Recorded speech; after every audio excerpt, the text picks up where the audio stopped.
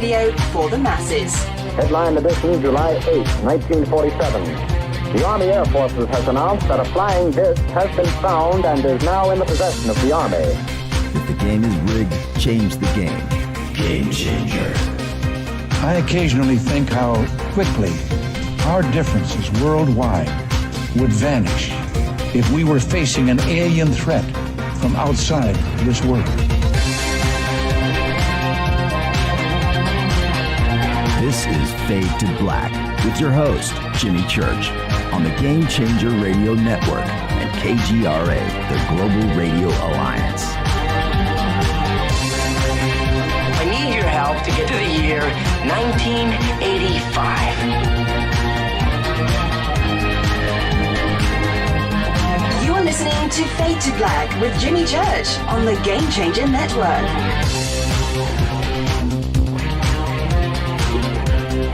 Good evening.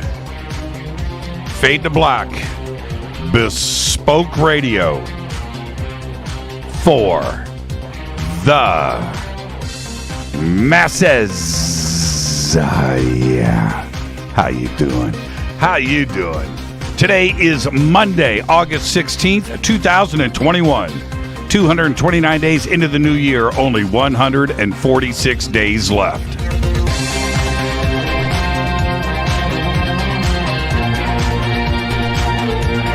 We are live from a bunker somewhere in the middle of nowhere.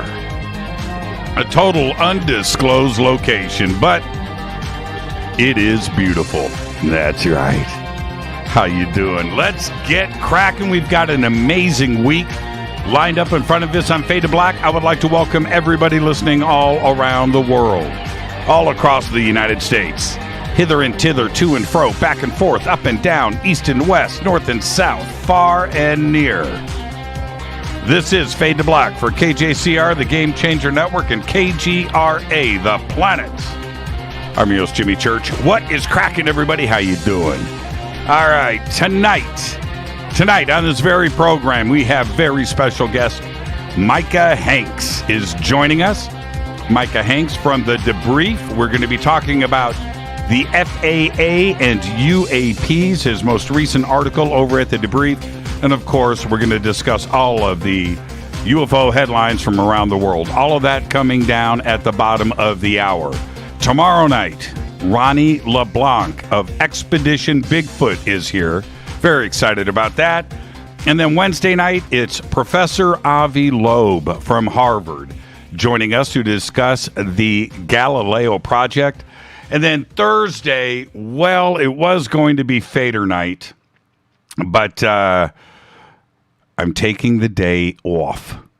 That's right. I'm taking Thursday off. I'll post some stuff up on Twitter. You'll find out why. But if I'm taking the day off, you know big things are going down. So 3 days this week. Tonight, Micah Hanks. Tomorrow night, Ronnie LeBlanc. Wednesday night, Professor Avi Loeb. All right, now, coming up August 18th. August 18th, 19th, 20th, 21st, 22nd, I believe that's 5 days, is the Making Contact Convergence Conference at the Making Contact campus. And all of you visited that last week. And in just a minute, I will be bringing in Mark Sims and Captain Ron. So stand by for that. And let's just get straight to it for now. Follow me on Twitter at JChurchRadio. Simple enough. Hashtag F2B is the sandbox in Twitter. Hello to everybody that's getting the video feed around the world. That's the Bunker Cam website, Facebook, KGRA. What am I leaving out? YouTube. Hello to everybody out there. And all the chat rooms are open, so come and hang out. And I want to get straight to the breaking news. And I don't know where you were this weekend if you missed this. I'm just going to make a quick announcement. This is for a historical reference, today being the 16th. That is that over the weekend, the government of Afghanistan fell in about 48 hours. The U.S. Embassy in Kabul was shut down. The American flag has been pulled down. and the Kabul airport is in chaos, surrounded by U.S. forces as the evacuation continues throughout the night and the week ahead. All right, now also announced today, pretty crazy. I don't know if you have T-Mobile, but this news broke just before the show. T-Mobile has confirmed that it has been hit by a data breach, but declined to say whether any personal information from customers was accessed or how widespread the damage may be. The company's acknowledgement of the breach only came after the hackers told Vice News that they were selling, quote, full customer info obtained by T-Mobile servers that pertained to what the hackers claimed were over 100 million people. I didn't know. That's a third of the United States population. I don't think T-Mobile is that big, but there you go. Are you a T-Mobile customer? What has T-Mobile told you about this? Let's get this show cracking. Happy birthday to today, Madonna. That's right, Madonna. I'm looking at Captain Ron's face as I said Madonna. I want to see his reaction. And Madonna is 63 years old. Steve Carell is 59. Director James Cameron is 67. Actor-director Taika Waititi today is 46. And In Excess guitarist Tim Ferriss is 64. Our dead guy's birthday today is Bill Evans. 1929 to 1980, died at the age of 51. Bill was one of the most influential jazz pianists in the history of music. In 1958, he joined Miles Davis's sextet, which in 1959 recorded Kind of Blue, the best-selling jazz album of all time. During that time, Evans was also playing with the great Chet Baker for the album Chet. Bill received 31 Grammy nominations and 7 awards and was inducted into the Downbeat Jazz Hall of Fame. Bill had fought drug addiction for his entire life, it seemed like, because it was both heroin and cocaine. And on September 15th, 1980, Evans was admitted to the Mount Sinai Hospital in New York City, where he died that afternoon. The cause of death was a combination of a peptic ulcer, cirrhosis, bronchial pneumonia, and untreated hepatitis. It was incredible. He was just 51 years old. On this day in history, 1977, it went down. Elvis Presley dies at his home, Graceland, in Memphis, Tennessee. Here's your fader fact. David Ingram was an English sailor who marooned in Mexico in the year 1567. He was picked up in Nova Scotia in 1568. He walked 3,000 miles from Mexico to Canada. And that is your fader fact. Tonight we have very special guest Micah Hanks is here. I want to remind everybody, tomorrow night it's Ronnie LeBlanc, Expedition Bigfoot. And then Wednesday night, Avi Loeb joins us to discuss the Galileo Project. And right now, I'd like to bring on 67. He was picked up. That's my fault. I did it again. I did it again. Now you guys can hear me. And yes, we're gone, brother. You're back. And now Captain Ron is happy. And Mark Sims is wondering what is going on. Mark Sims, how are you tonight, sir? I'm doing great. How are you, Jimmy? Man, you got the best smile in the world. Only to be outdone, though, by Captain Ron. Captain Ron, how are you tonight, man? I'm terrific. Now that I got you live, I thought, it's going to be trouble. Yeah, and see, this is the problem. Right before the show, I was watching a bunch of Steve Vai videos, and I didn't turn off that audio feed, so you guys got to listen to me in tape delay. But nonetheless, we're here. We're live. We are good. And now coming up August 18th, and I've had a lot of communication with people out there in the industry. Everybody is aware of the Making Contact Convergence Conference. This is a big deal. And we've got a special promotion going. We'll get to all of that in just a bit. But I want to throw this over to Mark first. Mark, what gave you the idea to get this kind of group together in one place for 5 days? Well, it originated back in 2015 when I met Danny Sheehan and he presented me the concept of the New Paradigm Institute. And we founded that together, and that was something he did originally with Dr. John Mack. Back when Dr. Mack was still alive, it was so anyway, it's very involved, and but after 2 years of funding the New Paradigm Institute in the years of 2016 and 17, I really was underwhelmed with our progress, and part of it was just the fact that we had a brick and mortar office in Berkeley, California. It was expensive. We weren't making good headway trying to break into the academic circles there, the theological and academic folks there, having this discussion about the philosophical and theological impact of the reality of ETs visiting this planet. So I decided to take a step back and rethink it, and that process evolved into a school without walls, or an institute without walls, ultimately a virtual platform in which people could participate from around the world safely and have a discussion on these topics. And so what's happening here is, for your listeners to really understand, there's two things happening at once. One, we're launching a virtual 3D platform that's an experience like Second Life. And it's designed ideally for experiencers, people who know that ETs are here and want to have a discussion about the implications of that, a serious discussion.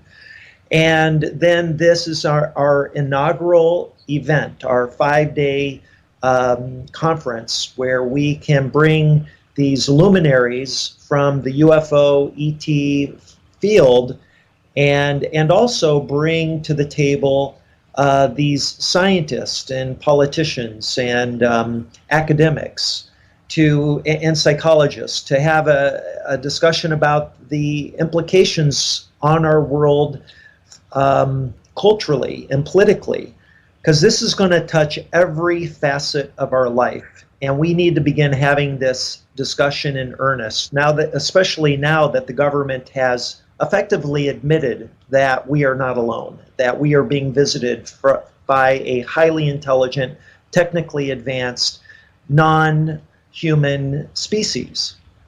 And Captain Ron, now you and I have been friends for a long time, and you've been on my show, I've been on yours, and everything is great. And all of a sudden, you presented to me, and along with Mark and some others, but you gave me a personal walkthrough of this amazing technology, which is now the Making Contact campus. I'm so impressed with this, but if you were going to tell our audience exactly what we are talking about, how would you do that? I would do it by saying exactly what I sort of set out to do initially, was to create the live conference experience. Look how much fun we have at these conferences. In Laughlin, we had a ball. At Contact, we have a ball. Every one of these is the greatest thing. And it feels to me so much more than just a Zoom call with the Brady Bunch faces. Now it feels like that. Hey, let's go over to the vendor booth, and you can walk through vendor booths. Hey, let's go over to this Q&A session. There's another guy over here. You can walk up and talk to a speaker like yourself and have your actual face behind your avatar. So it feels very much like a real event. You walk around just like you would. And as you know, Jimmy, when you walk, it's just like real life, where when someone comes close to you, your voice gets louder. And then when they walk away, your voice fades away, just like in real life. So it really sort of mimics a real world experience, which is really terrific. Yeah, one of the things that I enjoy about it so much is that you can integrate your microphone and your camera if you choose, but the microphone part of this with your own voice is very important because you're not texting, you're not typing, the communication on a keyboard. But again, you can. Or if you choose to do that, and not to get too deep into the technology, but you can have private chats on the side. You can do it via text. Nobody else can see it but you and somebody else that you want to interact with. But being able to go up to somebody and say, yo, which I have done, right?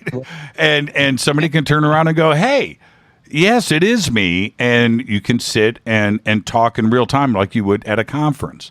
You can go to the expo booth, Jimmy, and walk right up to Richard Dolan's avatar and see his face live real time like I'm seeing you.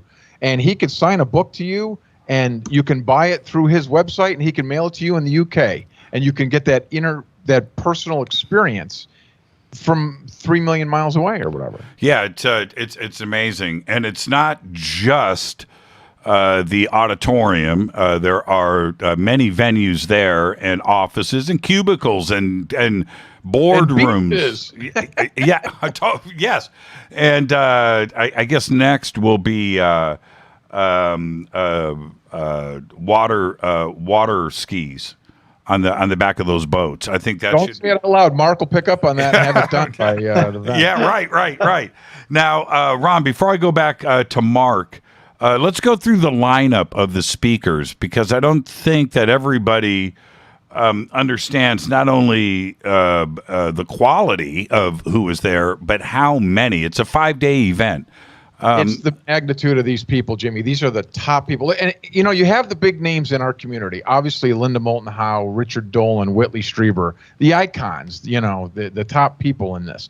But then you have people that Mark and Danny were able to go out and get, which like Lou Elizondo, Eric Weinstein, Ralph Blumenthal from the New York Times. I mean, that is a heavy hitter right there.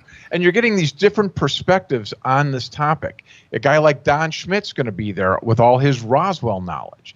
Marshall Summers, there's a voice you don't get to hear much. He's going to be there. Steve Bassett, Alan Steinfeld, Adam Curry, Ray Hernandez. There are so many people from so many different perspectives and areas of life that it's nice to kind of get that mix to hear what other people are thinking. It's an incredible lineup. Now, Mark, I know it's just when you look down the list of names, I mean, a few do stick out. Barbara Lamb, Mary Rodwell. I mean, these are just popping in my head. Well, Victor Vigiani. And Victor's great, by the way, and his good friend, our good friend Paul Hellyer, who just left this earth, and here's Victor coming in for this event, Jimmy, Paul, I want to just mention real quick that Mark dedicated our auditorium. It is now called the Paul Hellyer Auditorium. Yeah, it's very cool. And one of the names that sticks out, Mark, is Eric Weinstein, where Eric, who is hugely influential and in a few different aspects of our society. But he is a very intelligent mind. But to have anybody would say, well, that's a get right there. They got Eric Weinstein. I mean, that's just incredible. He's never spoken at one of these conferences. I mean, he's a world famous Harvard physicist, trained mathematician, economist, who's got his own podcast called The Portal that has thousands of people around the world. He's a member of Mensa, one of the smartest human beings on earth. And he is going to be joining us on the very first day, Wednesday, and has a speaking spot. He's not just coming in to kind of hang out on a panel discussion, even though he will be on the panel discussion later the first day, but he's presenting in the morning on the first day. And so, he is absolutely riveted about this new awareness that he's learned because of the Pentagon announcement, the report that came out, and his interest in Danny's career. And the two of them have become friends over the last year. And, Danny's been on the Portal podcast a number of times. And it just was by accident that Eric happened to find out that Danny had this rich long background in the UAP phenomenon, with his relationship with people like Greer and Dr. John Mack and many others, Stephen Bassett. The list goes on. And, and because of the timing of it, corresponding with the new Navy videos that came out and the New York Times story that came out in 2017 that broke this thing wide open, Eric has really had a change of thought about this. He was really convinced that this was nonsense and wasn't worth his time, but now he's really interested. And being somebody in the physics community who has developed his own special theory of, a grand unity theory called geometric unity, which talks about and predicts higher dimensions. This all of a sudden begins to add up in his mind that maybe this phenomenon and these extraterrestrials that have visited our planet are coming from these higher dimensions. And so it's really going to be interesting to hear what he has to say. Like I said, he's never spoken on this topic publicly before, so we're in for a treat.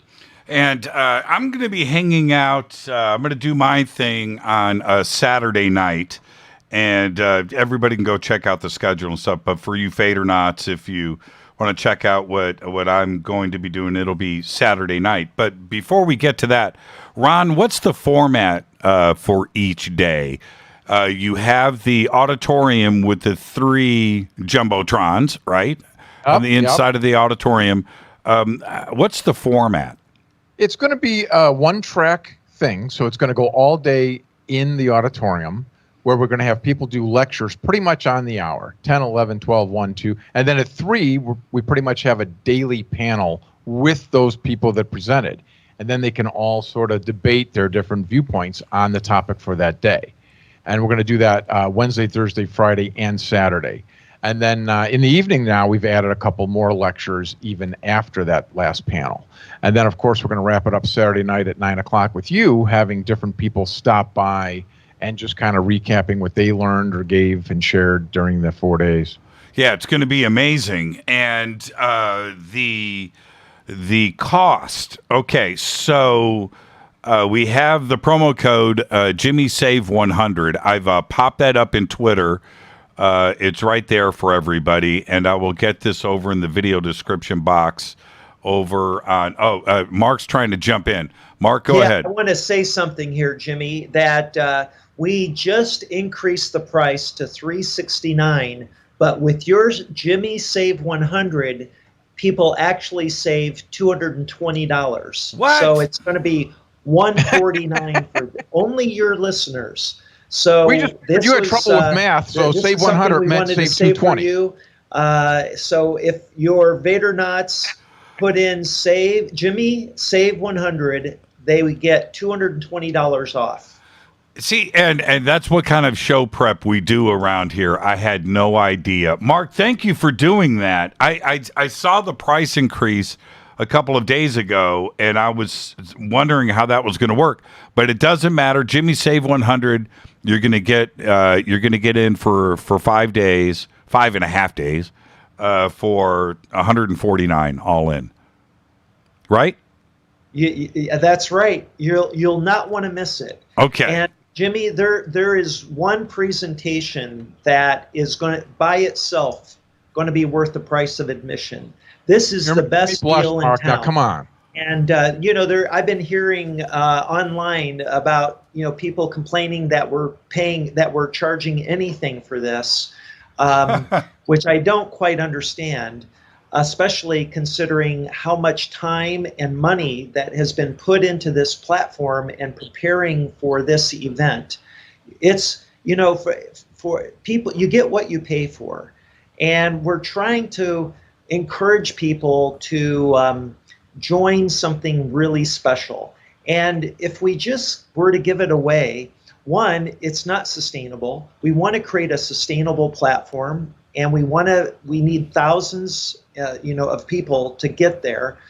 And I have put a lot of my own blood, sweat, and tears into building this thing, and my own money. to build this. People are getting a bargain. Oh, And it's so incredible. Do not miss this. This event is a big deal. This lineup for that bargain, seriously, Jimmy, you and I have gone to a lot of these conferences. There's nothing like this. Look at that lineup. For the price. There's nothing like it. And the technology, I'm going to say this, Ron. Ron doesn't know about this. I'm not going to drop names, and I'm not going to do that. But earlier today, I was speaking to a film producer from Hollywood of note, okay? And she says to me, she goes, Jimmy, have you this making contact? I said, what about it? This is the most incredible technology. I said, I know. What are you saying? Is there a way I can get involved and have Hollywood involved? I said, hold on. Beep. Got Mark on the phone. Mark. Awesome. And I made the introduction.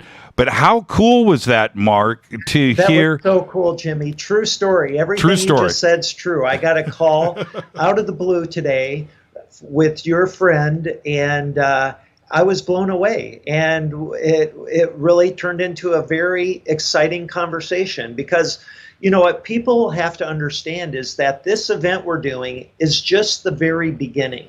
This is a permanent platform that is open 24 hours, 7 days a week. We're going to be hosting other events, not just our own events, but we're making this open and available to others to do private events, public events. We can make the parts of the campus private, so you can still hang out and be on the campus anytime you want, but we can lock the doors at certain times and have private things going on inside for classes or for private events, private showings of a new movie that's going to be premiering, hint, hint, you know, all these things. Very, very cool. And the people who are on campus are going to be privy to this stuff and possibly get news that they would not otherwise get. You know what, Ron, so she tells me today, I go, well, what do you know about it? She goes, Jimmy, I've already got my avatar.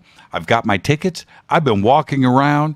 I was like, what? I mean, it just took me by surprise, and it was just so cool. And immediately, she gets the technology, right? Yeah. She understands it, and that's exactly what they've been looking for some of the things that and the next thing you know, we made contact today. So there you go. Okay, so everybody, it's very simple. Go to makingcontact.com. You can start right there. The links are up all throughout social media. It's on my Twitter feed. The promo code, upper caps, is Jimmy Save 100. Ticket prices are $349. Use Jimmy Save 100. You don't save 100, you save $220. You're still going to get your tickets for $149. 5-day event. The best technology. You're going to have the greatest time. I want everybody to go and do it now. Mark Sims, you're the best. Thank you so much, my friend. Captain Ron, continue to cause trouble. Okay? That's what I'm here for, brother. That's what I'm talking about. You guys have a great night. I'm going to take a quick break, and I'll be right back with our guest. I almost said Mark Sims. Micah Hanks will be joining us. Thank you, Captain. Thank you, Mark. Have a great night, and I'll talk to both of you tomorrow. We'll see you, buddy. All right. This is Fade to Black. I am your host, Jimmy Church. Tonight, Micah Hanks. I want everybody to go to makingcontact.com. Promo code is JimmySave100, all uppercase. Go do it. Get your tickets now. Get your avatar ready. It's 5 days, August 18th, 19th, 20th, 21st, 22nd. I can count. This is Fade to Black. I'm your host, Jimmy Church. I'll be right back after this short break. Stay with us.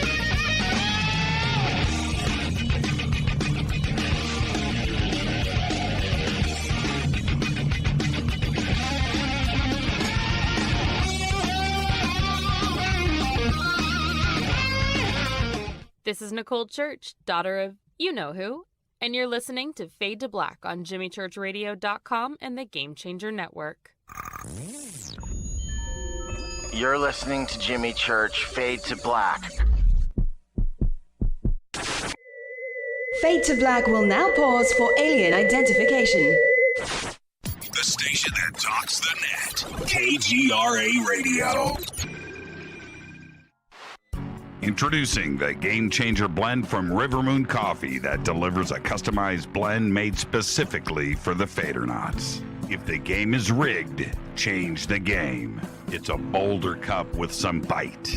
Game Changer is the coffee of choice for those that prefer an organic dark roast that is slightly lighter and milder, but it's still dark. With wild notes of pecans and chocolate with a rich, balanced, full-bodied cup that is roasted to perfection for a great coffee to start your day, as an after-dinner coffee or anywhere in between. Artisan, small batch roasted to perfection. USDA certified organic, all River Moon coffee is freshly roasted and packaged in the USA.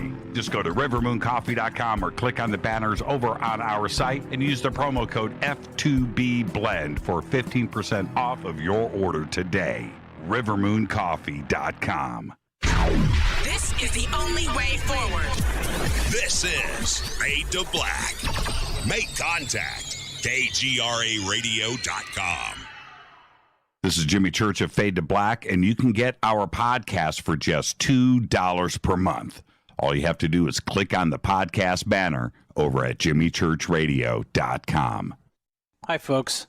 It's troubling times, and fear is pushing emotions, which in turn pushes health the wrong direction. Do you ever get an ache because life is uneasy? Try Life Change Tea at getthetea.com. Life Change Tea works on your digestive tract, helping to move food through quicker and comfortably so your health is spot on. Life Change Tea may not help with world issues, but it will help with your digestive issues. A glass a day helps keep the intruders away. So, change your life today. Log on to getthetea.com. That's getthetea.com. If your health game is off, get on by ordering Life Change Tea. Getthetea.com. And while you're on our site, look around at the great non-GMO organic supplements. And if you're a sales shopper, go to our specials page and see what's for you. I've been drinking the tea for 12 years and I'm sure glad for its health benefits. Again, that's getthetea.com. Getthetea.com. The tea that makes you go. Fadernauts. When you think about the future of our country and where we're headed, do you wonder about the food supply? I do. Disruptions in the food supply chain could be disastrous, and they usually occur with little warning. That's why the smartest thing you can do today is to stockpile emergency food, water, and other essentials. I personally recommend My Patriot Supply. They're the nation's largest emergency preparedness company, serving millions of customers for more than a decade. In fact, they're the only source my family trusts for our preparedness plan. You should too. Right now, save 20% off a full 4-week supply of delicious meals that provide 2,000 calories a day. Saving 20% helps too, doesn't it? Especially now. So go to preparewithjimmy.com and get ready. That's preparewithjimmy.com. There's no time to lose. Do it now. 9 out of 10 geneticists agree. Fade to Black is not your father's radio show on the Game Changer Radio Network and KGRA, the planet. Hi, this is Rob Reiner from Anvil, and you're listening to JimmyChurchRadio.com. What's up? I'm Chris. What up? This is Kyle Massey, and you're listening to Jimmy Church Radio.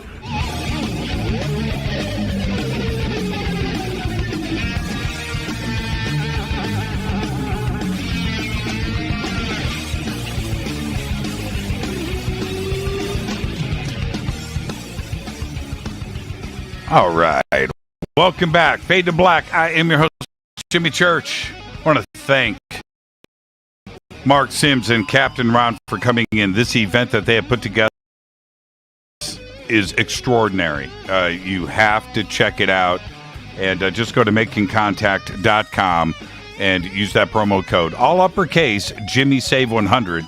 Tickets are like $369. You're going to get them for $149. 5-day event. It's just incredible. All right. Tonight, Micah Hanks. Micah Hanks joining us to cause some trouble. We're going to talk about his latest article over on the Debrief about the FAA and the reporting of UAPs. We're also going to discuss some other news over at the Debrief and and all that UFO stuff going on around the world right now. Some say he's a podcaster. Some say he's a radio legend. Some say he's a history fanatic. Some call him a science enthusiast. I think he's a tanning enthusiast, but that's another story. He says he's a junkie of all things philosophical. That's right, but he does know a little bit about current events. He has appeared on numerous television and radio programs, including Coast to Coast, Caravan to Midnight with John B. Wells, and in his bio, it says, of course, Fade to Black. And that's all I've got to say.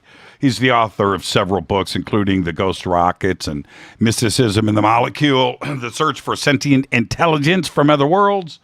And this is the deal. He currently hosts the Micah Hanks program, formerly known as the Grailian Report. And I will never, ever stop that drop that Micah did for me so many years ago. I would like to welcome back to Fade to Black, the one and only Micah Hanks. Micah, good evening, young man. Young man? I may be older than you, at least in space-time years. Well, if we go back to 1917 and Albert Einstein, when he first started to present to the world what space-time was and how time could change around a large object like a planet or a star, and that time would certainly change. I am younger than you. Well, I'm glad we finally figured this out. I look younger. That's all that matters. It's not about the hard numbers. It's not the linear distance of time. It's how you look. Yeah, or at very least it's how you feel. I mean, there's that other expression, you're only as old or as young as you feel. So, when I say that, I feel like a 35-year-old guy, even though I'm actually, coming up on I'm nearing 40, still in my 30s, got a couple more years to go there. But my mental age is actually on up there. I feel like this isn't my first time around. And that's kind of cool. I've always tried to keep a bit of that sense of the cosmic, right? Oh, man, I'm just so depressed. I was in a good mood. You haven't even hit the big 40. Wow. Yeah. I can't touch that. But I'll wake up tomorrow and I'll be 50 and then 60 after that, and then 600. So, that's how it goes. Well, do you miss, before we get to the heat of the matter that we're going to be discussing tonight, you did terrestrial radio for a long time. And terrestrial radio is a whole different ball game than the internet or podcasting, where you're dealing with self-censoring, words, subjects, FCC laws and regulations and fines if you step outside of the, and so you're dealing with that. Do you miss terrestrial radio, or do you enjoy the freedom of what we're doing now? It's a bit of both. I still miss the thrill of live radio. For years, like yourself, I was really living that. It was an everyday thing for me. And if I wasn't doing on air and I wasn't in a studio actually producing or hosting live radio, I was in a production studio doing voice work for, various programs, intros, commercial spots, public service announcement. I really kind of did everything with the exception of, the standard news reporting. That was one area I never really worked in, the news department, even though I would still contribute. But I never was the guy sitting back there at 5 a.m. preparing the newscasts. I guess I'm thankful for that much, but I have great respect for the people who operate in that aspect of it. But on the talk radio side of things, sure, there was plenty of news reporting as well. And so, yeah, there's that immediacy, that energy of being live and being able to enjoy that I'll always miss. But I've heard Dan Carlin and a lot of old radio guys who've now, made the transition over to podcasts. And they all kind of say the same thing. I like the freedom of this format, the freedom to be able to really speak your mind. Mm-hmm. There is the ability to edit sometimes, although I try to keep editing to a minimum on my shows, and I still love being able to be live like this. Right. I enjoy aspects of both, really, and so I've always tried to strive for more of a hybrid rather than say I'm going to really super edit everything or everything's going to be live. And I think that's the beauty of YouTube and all this. Now everybody can kind of experience some of that energy. Yeah, well, you know what I found is that I did coast to coast AM for so many years. I did it for 6.5, and I was doing coast at the same time of doing Fade to Black. Both shows are live, right? And there's an edge that you get from live. The few times, Micah, over the years, and it's only been maybe 5 times out of 2,000 broadcasts, right, that I had to tape something. And, it was somebody that was in China or, in Switzerland or whatever, and the time didn't work live for them. So we had to tape, and I don't enjoy doing that, but I did. Anyway, I go and I listen to myself on those taped shows. It's a totally different dude. It's not the same. When it's not live, it's not the same. I ask questions differently. The tone of my voice, my pacing, my brain, the way it's firing off is different when I know it's taped. It's a totally different thing. I'm not the same person. Yeah, I know exactly what you mean. I actually make more mistakes when I am pre-recording, right? Yes. Than if I'm live, because when you're live, there's this mentality, and this goes all the way back to, my days in radio, and I hear what you're talking about. When you don't have another opportunity to get it right, you are less likely to screw up. You don't make mistakes. But no, adrenaline is driving the show. Yeah. And you are speaking you go into a zone. Live radio, you tune everything else out. Your brain makes you do it. It's like this protection circuit that you go into where mistakes are not allowed, and you are focused. Now, it's exhausting at the end of a live show. Right? The adrenaline releases, and it's done, and you're physically spent. With a recording, that protection mode doesn't go in. So you do make mistakes. You mispronounce words, and you can re-record. You can punch in. So you go into a more relaxed mode. And the other thing is with podcasts, which I really enjoy listening to. I listen to a lot of them. But the tone is different. It's almost like NPR, right? It's You know what I mean? The tone is NPR. So today on the podcast, we have author Stephen King is with us.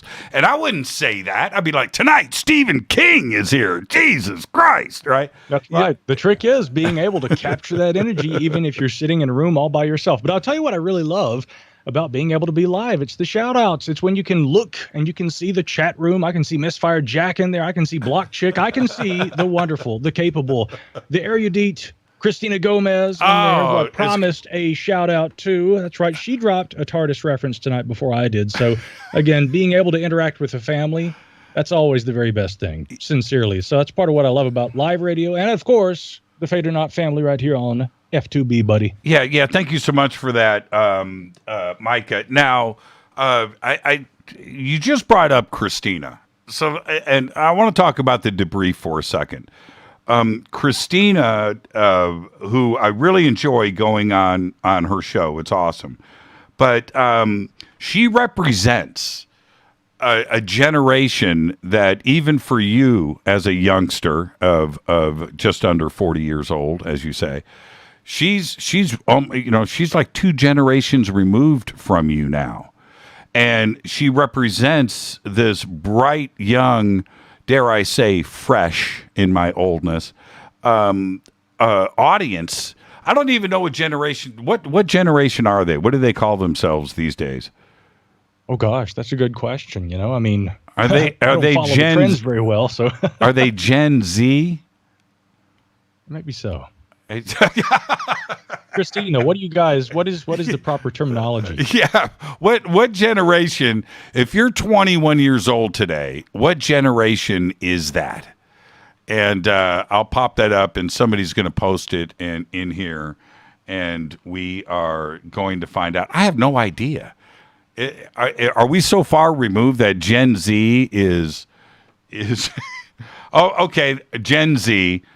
Christina just said Gen Z. Okay, so there you go. But how cool is it for not only yourself and the Debrief as an organization to pull in these very smart and just clamoring for knowledge and answers generation? Oh, no, it really says a whole lot about not only this community, but really, I think, Christina's generation, as well as mine and yours. I mean, really, there is a generational appeal that is shared, from one to the next for these kinds of topics, emerging science, breakthrough technologies, but, of course, most significantly, the enduring mystery of UAP. I was reading a series of articles from the early 2000s. A historian who had actually written something for the Sunday Times in the UK. And it was around maybe 2006, and he was talking about how UFOs must have been killed by the internet. People don't believe in little green men and, flying saucers and things like that anymore. During the 90s, it was all the rage, but now that we've got the World Wide Web and people have all this access to better information, people are getting smarter by virtue of access to the information at their fingertips. And so now we see less interest in flying saucers, less interest in UFOs. Obviously, this is a issue of the 20th century that hasn't survived, hasn't carried over into the new millennium. It's funny to look back and see that and think, wow, look where we are right now. And I don't mean to sound like an evangelist. I've got a lot of questions, a lot of suspicions, a lot of concerns about UAP right now. But one thing that is clear is, no, this isn't an issue that was left behind with the turn of the century. If anything, I think that we are so much more emboldened by the information coming forward, and many more people have questions. Many more people are interested in this subject, and also what scientific implications it may entail as we move ahead ever steadily into that unknown that is the greatest unknown of all, the future. And this is the harsh reality of it. We go to these conferences, and I look around at some of the seasoned presenters and speakers and authors that are out there, and I feel like the young guy in the room. I do, even at the age of 58. And then I look around and I see. Where do you place yourself in that? How do you feel? Do you still feel like the young guy at the? Do you feel like the kid at a conference? It depends on who else is speaking. There are some instances these days where I feel like the old guy. I kid you not. I mean, you got to remember, Jimmy, I've been involved with this now for professionally, you might say, for 10 years. And by that, I mean, I was blogging about this, and I was authoring books that dealt with the UFO topic a little more than 10 years ago, actually. But I had been involved well before that in what you might call a avocationalist sense, a non-professional capacity. And so, I mean, I've got almost 2 decades of serious interest in this. And then there had been, again, what you might call non-serious interest. I mean, layman's interest. I just read books and thought, oh, this is kind of neat stuff. So, I mean, with 2 decades behind me and having, traveled around and given lectures and what have you, I'm actually going to a lot of events where I am older than the other speakers, older than most of the participants.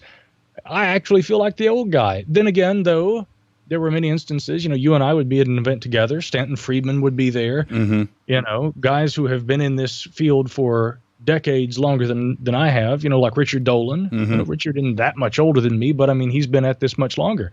And, then, I feel like the young guy. Yeah. So it depends on the clientele, you might say. But again, what I think that I try to always maintain a sense of more than anything else, if I were to choose my words carefully, would be continuity, to try and understand what does it mean to be studying this topic? Why is this significant to so many different generations? What do we have in common? What is different about some of the perspectives that these different age groups share? All those different kind of things are going through my mind at the event. So most of the time, I'm not really even aware of how old I am or where I finished in that sphere. I'm more concerned with, what does it all mean and what role do I play in it? Now, here we are in 2021 where we are no longer, walking on thin ice, tiptoeing through the UFO subject and are constantly aware of our surroundings, right? It's not that kind of party anymore. And these breakthroughs have happened in the subject, and we'll be talking about that tonight. But now you can go and launch something like you did with the Debrief that is absolutely taken seriously. It's taken seriously. You don't have to ask to be taken seriously. It's a whole different world, isn't it? It is, although I'll also say this. If you're taken seriously online these days, you must be doing one of a few things right. Within your genre, you must be getting attention. You must be working hard.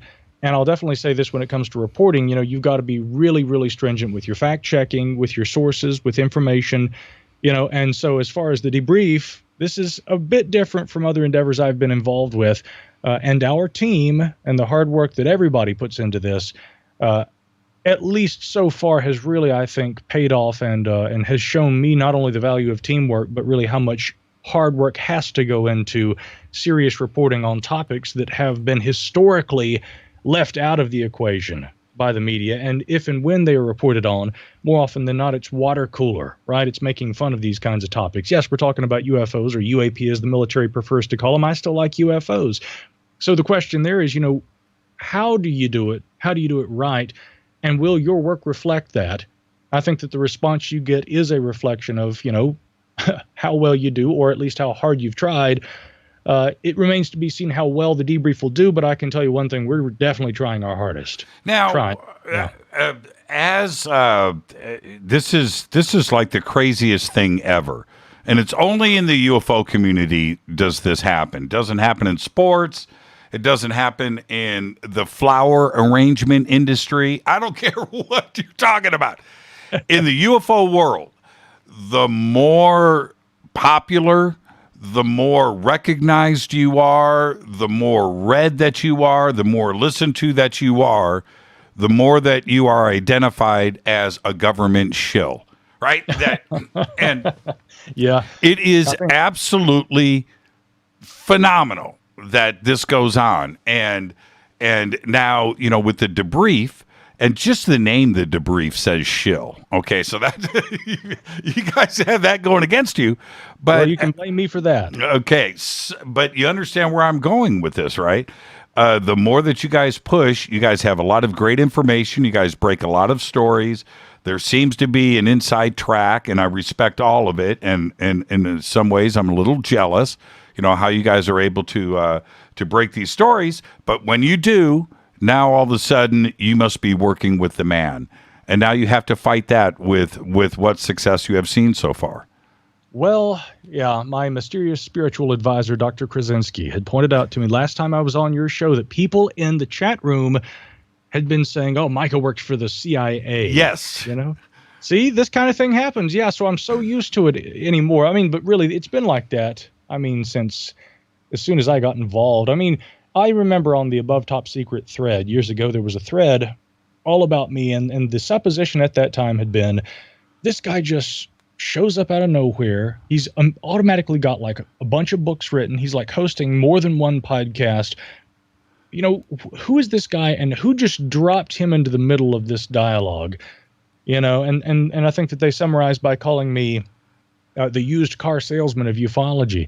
And I'm thinking, well, actually, I guess this is a good thing, because somebody took the time to write a whole thread on a website about me speculating about who I am. And I'll tell you this, there is no such thing as bad publicity, right? As many, famous rock stars and others of yore have said.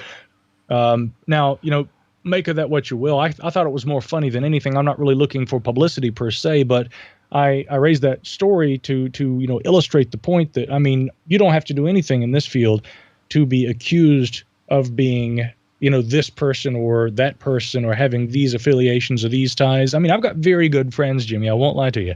I've got very good friends who have, come to me and expressed concerns.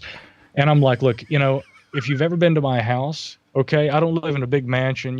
If the CIA is paying my bills, I need a raise, baby, like yesterday. It's an offshore account. Come on, you can't.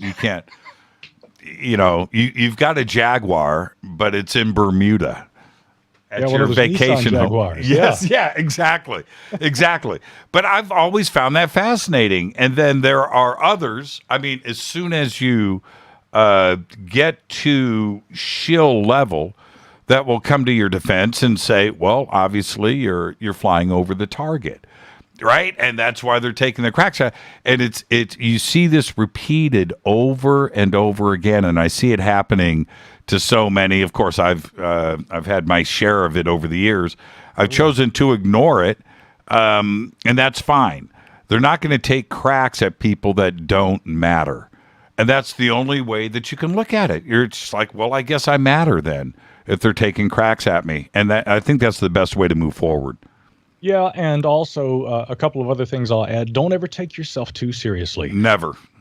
It's very important, I think, to treat the subject seriously, but to maintain a bit of humor. I remember one time years ago, and I'll always thank him for this. Richard Dolan and I were on the phone, and he had said, Micah, I love your sense of humor, but there are times where with the UFO topic, he wasn't telling me, look, you got to play the straight guy. I mean, it was from a place of love he was coming. He said, I would just like to see you, kind of develop a bit of a sense of gravitas,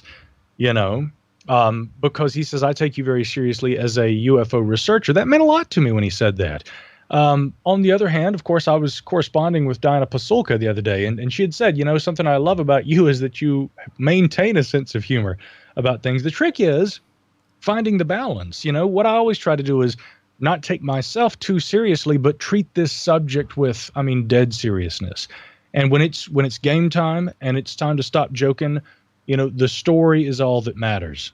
And that's when you really do have to be serious, as a heart attack. So again, it's all about a balance. There are some people, I guess, in the community maybe who take themselves too seriously. They resort to ad hominem or fighting, or even worse, what they do is they see somebody new on the scene and they say disinformation agent. They put them in the bullseye.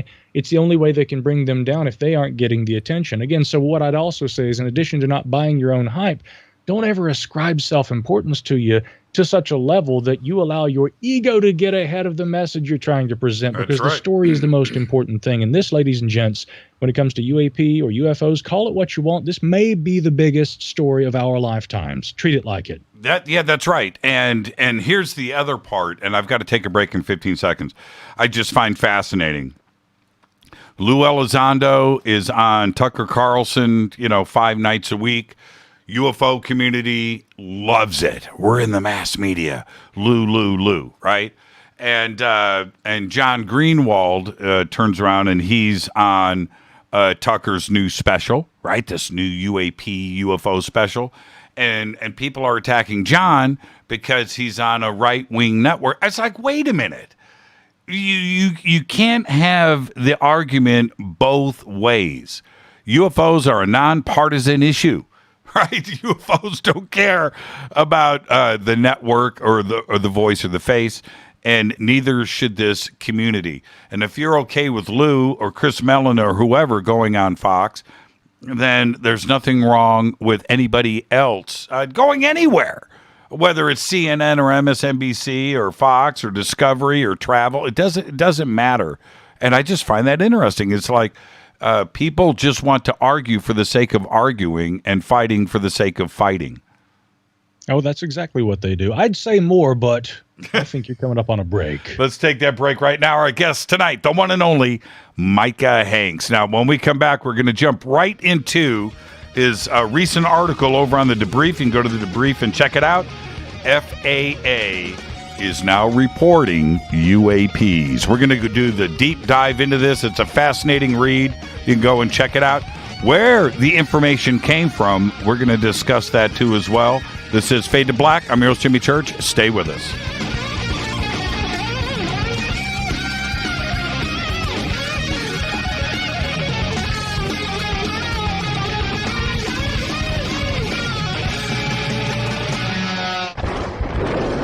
This is Fade to Black with Jimmy Church on the Game Changer Radio Network and KGRA, the Global Radio Alliance.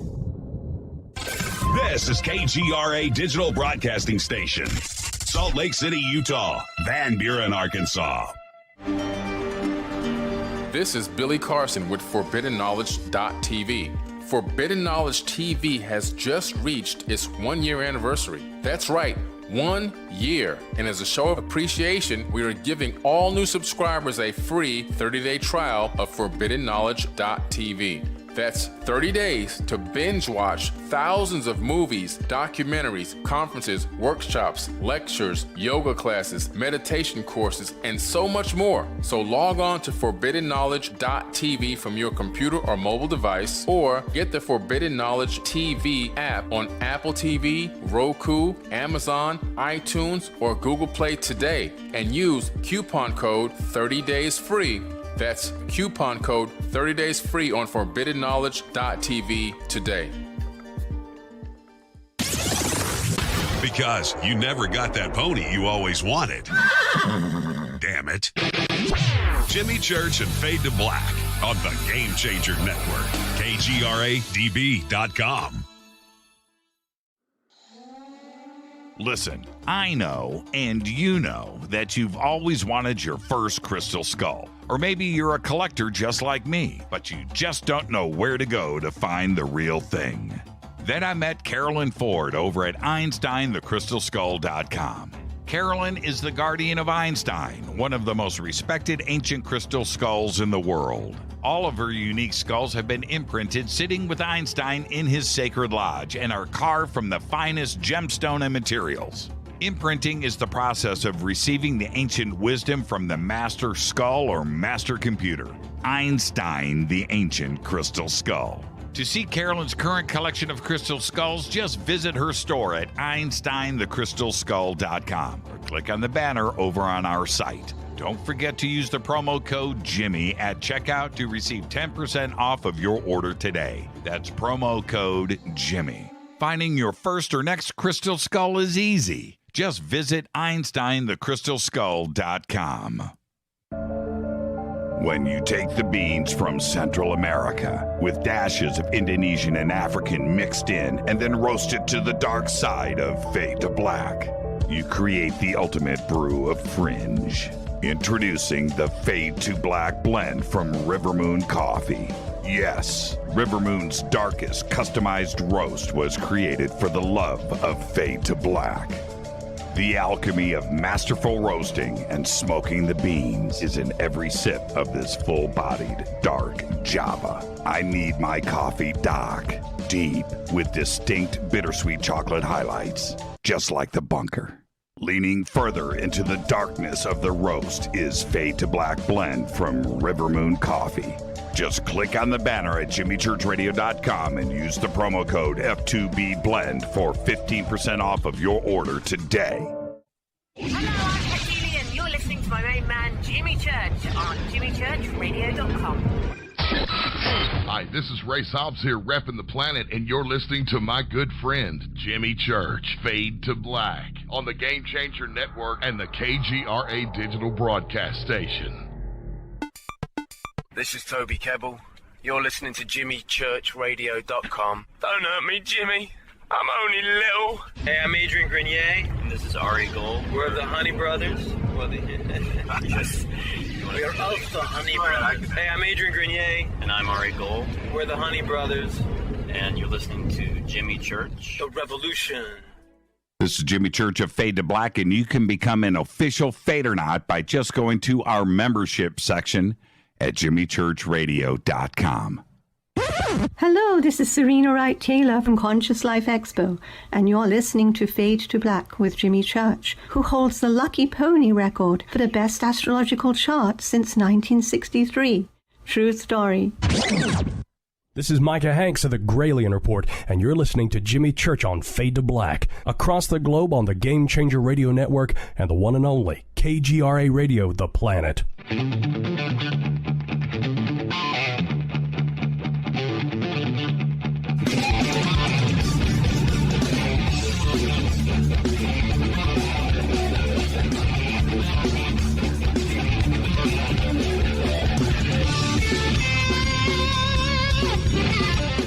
Welcome back, Fade to Black. I am your host, Jimmy Church. I guess tonight, Micah Hanks. I'm watching Micah on the cam in here playing air drums, and you're definitely white. I'm just gonna let you know, man. You were out of time. That drummer that you're listening to, that's Chris Frazier, and he played on that album. And when we recorded that album, at that time, he was the drummer for Steve Vai, and he played on Alien Love Secrets, and that was recorded during this period when he was with Vai.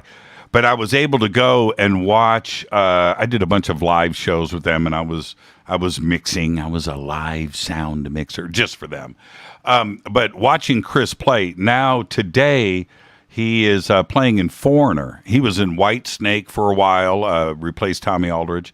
And now he is with Foreigner, but just an amazing drummer. And I listen to that every time. He's just insane to watch him play. Micah, now going to this latest article on the Debrief. Just the headline alone is pretty sensational. It almost sounds like clickbait.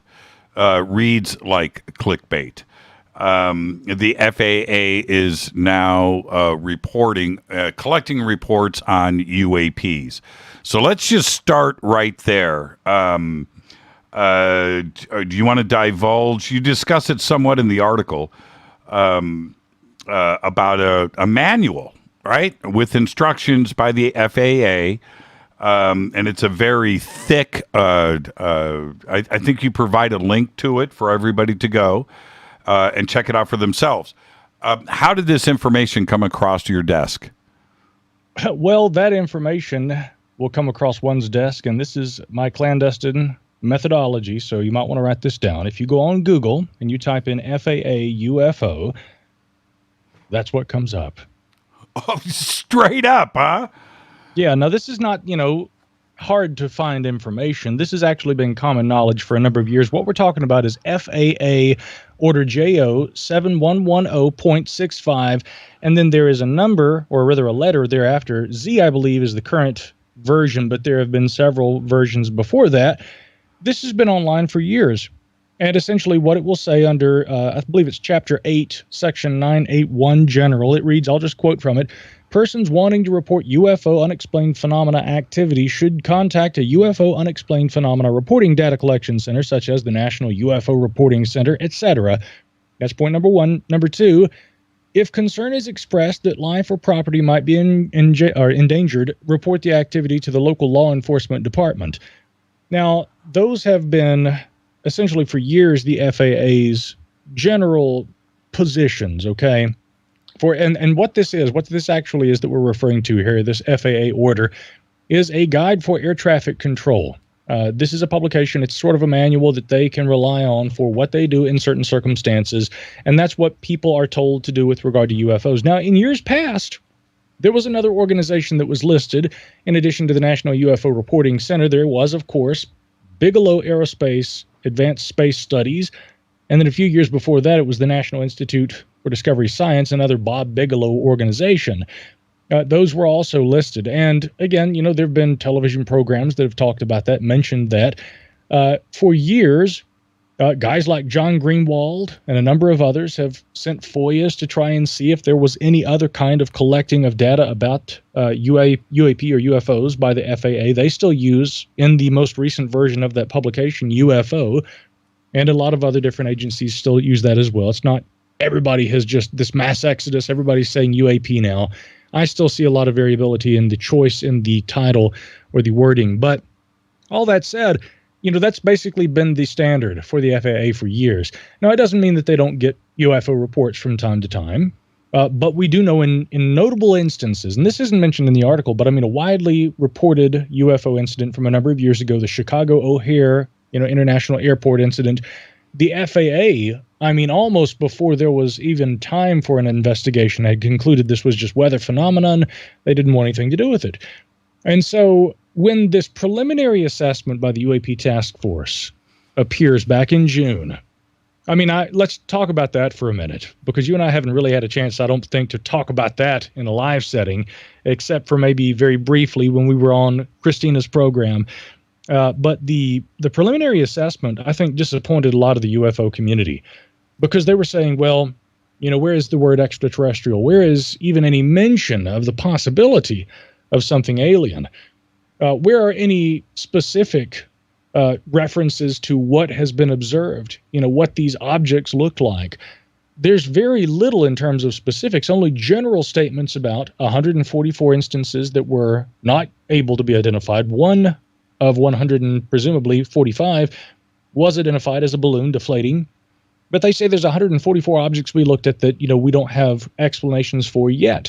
And we suppose that there are probably other and more frequent sightings made by members of the armed services that would represent the broader, reality of whatever these phenomena are, but that they probably fall under a number of different categories, ranging from, everything from air clutter to natural phenomena that occurs in our atmosphere to the possibility of technologies of unknown provenance. And they leave it fairly, I think, intentionally ambiguous in terms of what the source might be. But it is fairly strongly implied that they have looked at the possibility that Russia or China, that kind of technology could account for some of these, but that there's no direct evidence of that. Now, based on that ambiguity, and prior to the issuance of the public version of the report, there was a classified version, but it wasn't much longer. John Greenwald, again, following up, found out that it was 17 pages. We'd expected about 75. The classified version, which, of course, was delivered to those in government and also presumably which members of Congress and the Senate Intelligence Committee would have been briefed on, they didn't get apparently all that much more information than we did.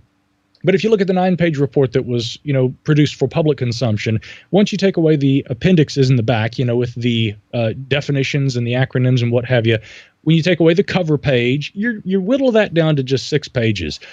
So understandably, a lot of people were like, okay, this isn't very much to work with. This is a nothing burger. And they weren't very impressed. But of course, having read the article, and of course, Tim McMillan and I were right on that. I mean, the minute that the article dropped, we were, of course, composing an article, working ahead of time, and getting this ready with a preliminary analysis of our own, of their preliminary assessment that would go up live on the Debrief website. And then Tim did a complete analysis the following day. I did one later that week on my podcast and also in the Debrief newsletter that came out that week. But what we basically noted at that time was, okay, not only have they not seemed to try and play down the idea that there are, as they term it, phenomena that can't be identified, but there are some interesting players in this equation. Of course, as we saw in the preliminary assessment, the FAA is mentioned several times. And it specifically says the FAA is passing information along to the UAP task force. Again, I'll just quote a little bit from a portion of that. In the document, the actual assessment, it reads, the FAA captures data related to UAP during the normal course of managing air traffic operations. The FAA generally ingests this data when pilots and other airspace users report unusual or unexpected events to the FAA's air traffic organization. It goes on to further state, in addition to this, that the FAA continuously monitors its systems for anomalies, generating additional information that may be of use to the UAPTF. Now, that right there, of course, is not saying they are constantly looking for UFOs. Let's be clear, the FAA is continuously monitoring its systems for anomalies. In other words, anything that they come across that is out of the ordinary and that could represent a hazard for aviation. That's not talking about, anomalous phenomena, although that might fall into that category. It goes on to state the FAA is able to isolate data of interest to the UAPTF and make it available. So to further that point, again, anything in the range of anomalies that are detected, if it's something that might be of interest to the UAPTF, UAP task force, they can isolate that data and then they can make that available to the Navy's task force. Lastly, the document also says the FAA doesn't track, let me back up. The FAA has a robust and effective outreach program that can help the UAPTF reach members of the aviation community to highlight the importance of reporting UAP. Now, that was the part, Jimmy, that really kind of stuck out to me because I didn't know about any robust and effective outreach programs, but in a previous statement given to me back in March by the FAA, when I was covering the Aviation Safety Reporting System, which is actually a NASA-maintained database on potential flight safety issues. It's anonymous reports that are collected by NASA on behalf of the FAA. So I was working with FAA spokespeople asking questions about the ASRS because the director of that program, Becky Huey, I believe is her name, she works with NASA, and she said, I've got somebody at the FAA that you should talk to about this. So I worked through the FAA, And at that time, they were essentially saying, yeah, we've got a robust outreach program that we work with about drones. And I was interested in the fact that, okay, that's very similar wording that they use. Are we talking about drones here? What's up? So following the preliminary assessment and its delivery to the Office of the Director of National Intelligence, I was immediately following up with the FAA again, and I was passed along to several different spokespeople. It took several weeks, but after a lot of persistence, and I noticed a lot of other reporters who have been covering this beat, so to speak, they too have tried to get statements from the FAA.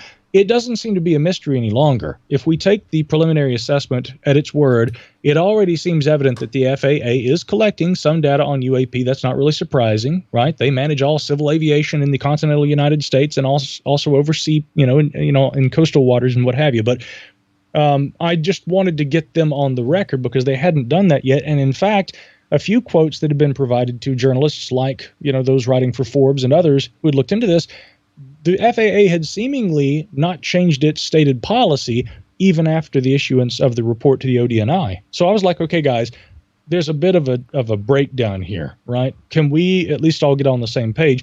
And after weeks of persistence, they did finally get back to me, and they did provide confirmation. Robust. That's an interesting word. Yeah, it is an interesting word.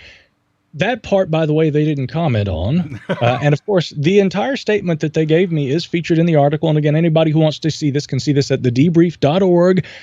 But the statement I was given, I will quote now, the Federal Aviation Administration documents unidentified aerial phenomena, UAP sightings, whenever a pilot reports one to an air traffic control facility. They further stated that if the pilot report can be corroborated with supporting information such as radar data, it is shared with the UAP task force. I asked about the robust reporting, and the outreach programs. I asked about whether this was in conflict with their stated policy and a few other questions. They didn't give me any additional details. That was the statement I got. Now, I'm sure I'll be communicating with them again in the future. One thing I will note is they explicitly state that they collect, data on unidentified aerial phenomena, but their own literature is still referring to this as UFOs. I don't presume that that's where the confusion arises from. But, in some instances, specificity is indeed important when working with government agencies. And, if you talk to John Greenwald, he'll tell you all about that. So, but I doubt that in this case, the fact that they are talking about UFOs on their website and in their official publications, and that in their statement given to me that they say UAP, that there's, some sort of a breakdown. I think, frankly, they use that expression because that is in accordance with the UAP task force and what they are calling these things. So I think they're now adopting that language. That would be my interpretation.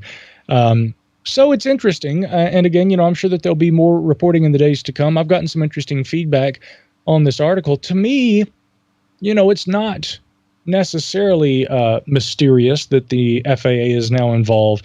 What I suspect is going on based on the data I've been given, Jimmy, is probably that the FAA kicking and screaming, and I got to quote Stephen Greenstreet because he had said this on Twitter the other day, kicking and screaming, welcome to the game, FAA. I think like a lot of agencies, they don't want, see, I keep saying agents. See, that's the slip of the tongue. That's how people think I work for the CIA. Yep. You're letting it slip. I'm enjoying it. That's my tell. Go ahead. We call a tell in the business. Continue, Agent Hanks. So, what Greenstreet is joking about, but actually I think that there's a lot of truth to that. The FAA and other agencies have not wanted to have involvement with the UFO subject. And in fact, that so much, was actually said to me and a quote given to me by John B. Alexander, PhD, who I spoke with for this article, and of course who also appeared on my podcast. If anybody'd like to hear that audio, he was on the show. I find John to be a fascinating individual, and I also have a lot of respect for John. I actually have a lot of respect for the FAA too. And at one point in the conversation, something that John picked out or actually noted to me was, look, the FAA prior to 9/11 had been screaming about, updating the safety procedures. This had been an issue for them for years. And after 9/11, they became sacrificial lambs. And so, again, the FAA, I think, especially after 9/11, wanted as little to do with things like UFOs and the like as possible. At least publicly. At least publicly, but really, primarily they wanted to focus on their mission of, air traffic safety and maintaining strict protocols.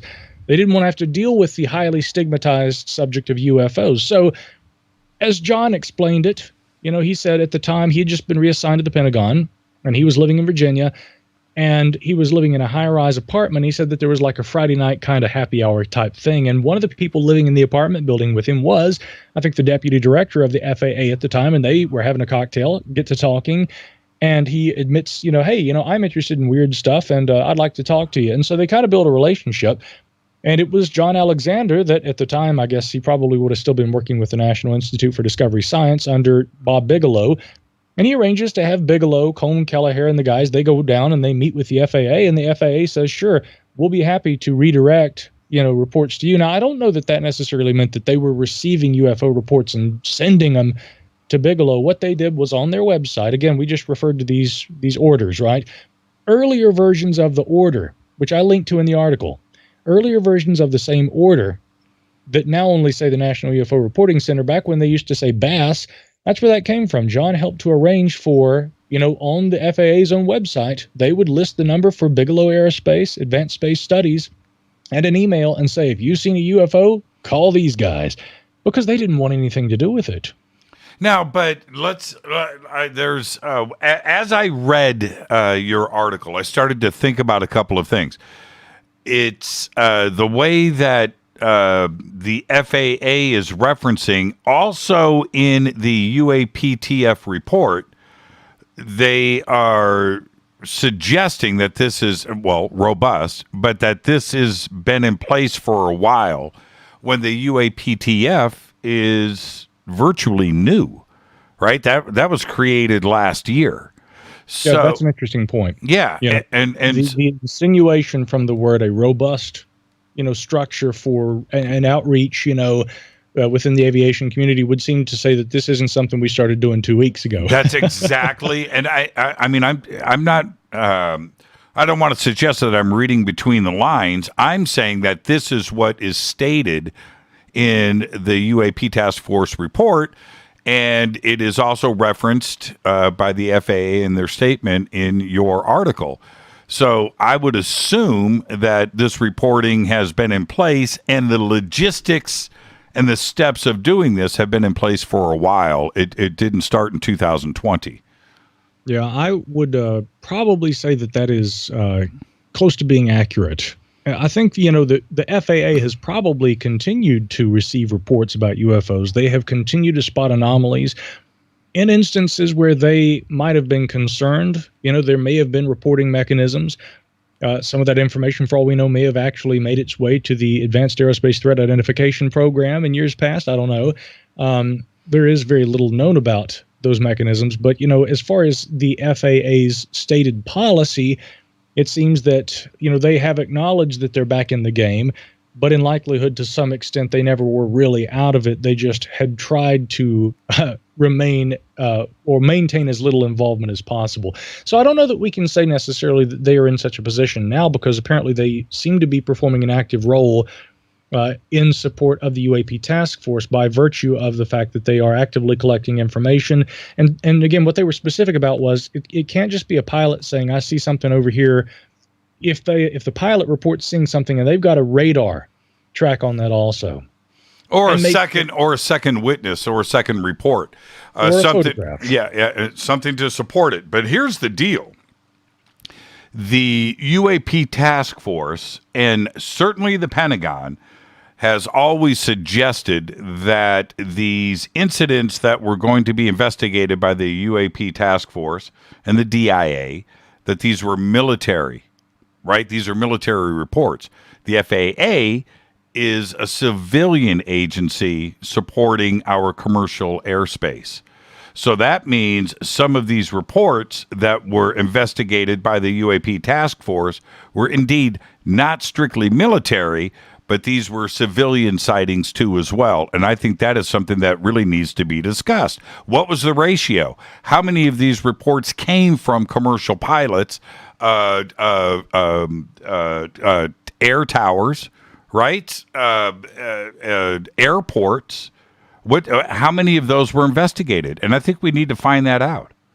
That's a really good question. You know, that's something that I'd love to see further inquiries made into. Now, I should also note that, you know, previous reporting by the War Zone, in fact, one of the writers, Mark Cicciotti, author of that article, along with Adam Kehoe, they had reported on a new database where the FAA has been logging UAS, as it terms it, incidents. And yeah, some of those incidents, I mean, some of the ones that are reported seem to be very evidently drones. I mean, like conventional drones. Like with the aviation safety reporting system, which I had reported on back in March, and of course, which I'd written about, I mean, close to a decade ago in my book, The Ghost Rockets. It had surprised me, in fact, at the time I covered that in The Ghost Rockets years ago. And the reason that appeared in a book with a title like Ghost Rockets, which obviously calls back to the 1946 sightings over Scandinavia, had been the fact that, I mean, there are a lot of sightings of what are described as objects resembling torpedoes, missiles, rockets, and things like that appear in the Aviation Safety Reporting System database. So that was the main focus of that chapter with relation to the ASRS in that book. But over the years, as I've continued to look, I mean, there are some far more what you'd call, I guess, anomalous objects that are described in some of those incident reports. But again, the point is that much like the FAA database that's been reported by the War Zone, the ASRS database maintained by NASA, but, you know, again, in support of the FAA, it has all kinds of reports of what are obviously drones. But if you dig, you also find some things even that are described as unmanned aerial vehicles or described as UAVs, UAS, you know, systems, what have you, but which evidently don't maintain flight dynamics or capabilities that match any known kinds of drones. And in fact, some of them are downright anomalous. I mean, full-blown UFO type reports. So again, we can't really say that the FAA hasn't in various capacities been collecting UFO reports already. I mean, I've known that personally for close to a decade. But the statement, the fact that they've given a statement, the fact that this has actually been acknowledged in a report by a separate, you know, governmental agency, and that now they have acknowledged that too and said this is what we do and this is why we do it in support of the UAP task force, that to me is a marked shift in their own stated policy, whether or not it has appeared in print yet in their own publications. Well, and the question is, right, how much of this is going back to the Pentagon? And we don't know. And there, I'll say this before the break. Love your comment. It was about a year and a half ago, that extraordinary sighting over New Mexico and what those pilots reported that they had seen and how they described this object. Now, we're talking about civilian commercial pilots, and this didn't involve the Air Force. And I'm wondering if that was part of the UAP task force report. That's a good question. I don't know if the FAA or the UAP task force looked at that, but I do know who did look at this one. Well, actually, no, I'm sorry. You mentioned the FAA, and they acknowledged a report. I mentioned that one in this article. This was the one over New Mexico. I'm thinking of another one. Over Oregon. Well, no, I'm thinking of one that actually occurred over Mexico, which NARCAP, Ted Rowe, director of research at NARCAP, looked into, where there was video of this pulsing light that was following an aircraft. If you haven't seen that video, I'll have to send that to you. I mean, again, by the standards of UFO videos that show up on YouTube, a lot of people will be like, oh, okay, that's not all that great. Ted even told me that when he sent the video to me. But when I looked at it, I'm like, man, now in my opinion, if I'm a pilot and I'm flying along and I see this pulsing light pacing my aircraft, and I don't know what in the world that thing is. I mean, it's obviously not an aircraft. I thought this video was fantastic, but Ted and NARCAP did a great breakdown of that. Now, the incident that you're talking about from, I believe it was back in February over New Mexico, right? Involving, yes. Was it an American Airlines aircraft, right? Yep. The FAA did acknowledge that they had received a report, but they said they didn't see that object on radar. And so if they couldn't see it on their term was their radar scopes didn't detect it. So if they didn't have it on radar, then I would have to assume, based on what they told me, that didn't go to the UAP task force. I will tell you this. I looked in the aviation safety reporting system to see if there was an incident report filed there. I haven't found one yet in that database either. It may be in the other database. I would be surprised if there isn't a report about that incident somewhere. And at the present time, as far as I know, it remains unresolved. This is Fade to Black. I am your host, Jimmy Church. I guess tonight the one and only Micah Hanks. Talking about the Debrief, his latest article over there. You can check it out at thedebrief.org. The FAA is now reporting UAPs. We'll be right back after this short break. Stay with us.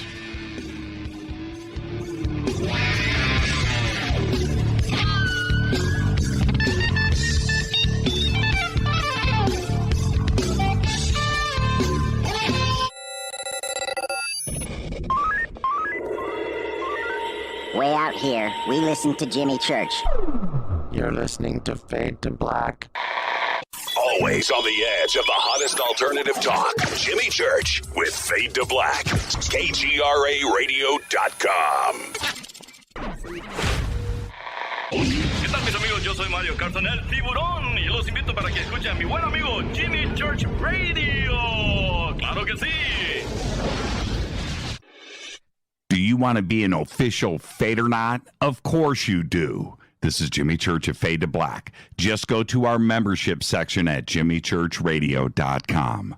This is Jimmy Church, and I invite you to attend the 20th Annual Los Angeles Conscious Life Expo live and in person this September 17th, 18th, and 19th at the LAX Airport Hilton. Connect with exhibitors, community, thought leaders, and friends as we begin to recreate the world. You can also watch the expo from the comfort of your own home. Live stream from the main stage in Los Angeles and from the main stage in London. Truly a global simulcast event broadcast around the world. Live stream and in-person expo tickets are available now. I'll be your host all weekend long from Los Angeles. And on Friday, it's my Ancient Secrets and Earth Mysteries themed segment with James Keenan, Caroline Corey, and William Henry. And on Saturday, Daniel Sheen and I sit down for a one-on-one interview live. We have an amazing lineup of 25 speakers, including Bashar, Gail Thackeray, Kimberly Meredith, Whitley Strieber, Stephen Bassett, Daniel Brinkley, and Lisa Garr. Please visit ConsciousLifeExpo.com for tickets and info. That's ConsciousLifeExpo.com and use that promo code Jimmy for a special discount. Fadernauts. When you think about the future of our country and where we're headed, do you wonder about the food supply? I do. Disruptions in the food supply chain could be disastrous, and they usually occur with little warning. That's why the smartest thing you can do today is to stockpile emergency food, water, and other essentials. I personally recommend My Patriot Supply. They're the nation's largest emergency preparedness company, serving millions of customers for more than a decade. In fact, they're the only source my family trusts for our preparedness plan. You should too. Right now, save 20% off a full 4-week supply of delicious meals that provide 2,000 calories a day. Saving 20% helps too, doesn't it? Especially now. So go to preparewithjimmy.com and get ready. That's preparewithjimmy.com. There's no time to lose. Do it now. So, you love talk radio? Then you'll love TalkStreamLive.com. TalkStream Live is always on, 24/7 with the best streaming talk shows. Find your favorite talkers and discover some new ones. It's free, readily available online or on mobile with any smartphone or tablet. Finding your favorite talk shows all in one place has gotten a whole lot easier. Just go to TalkStreamLive.com. Be sure to download the free apps from Google Play or the iTunes App Store. You listen to us, and we listen to you. And so does the CIA. KGRARadio.com. You are listening to Fade to Black with Jimmy Church on the Game Changer Network. Oi, oi, I'm Reese Evans. You're listening to Jimmy Church. This is Revolution. The revolution will not be televised. The revolution is on radio. Ciao.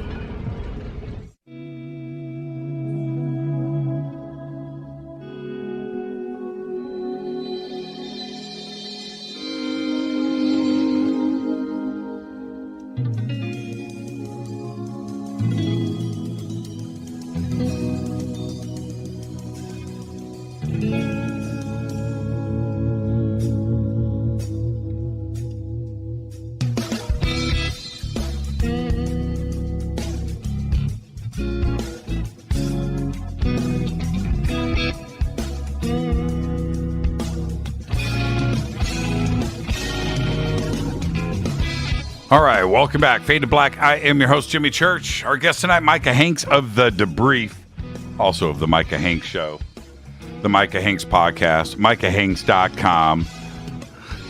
Micah Hanks. It's Micah.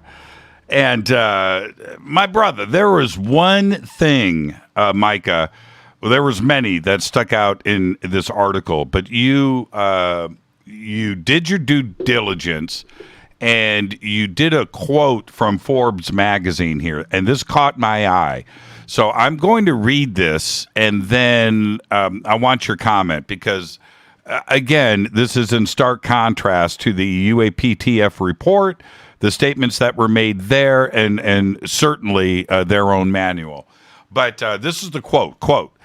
That may be news to the FAA, Suzanne Rowan Kelleher reported in a Forbes article in June, adding that she was told that the, quote, the agency operates air traffic control and navigation for both civil and military aircraft, insists it does not deal directly with UAP sightings from commercial pilots, end quote.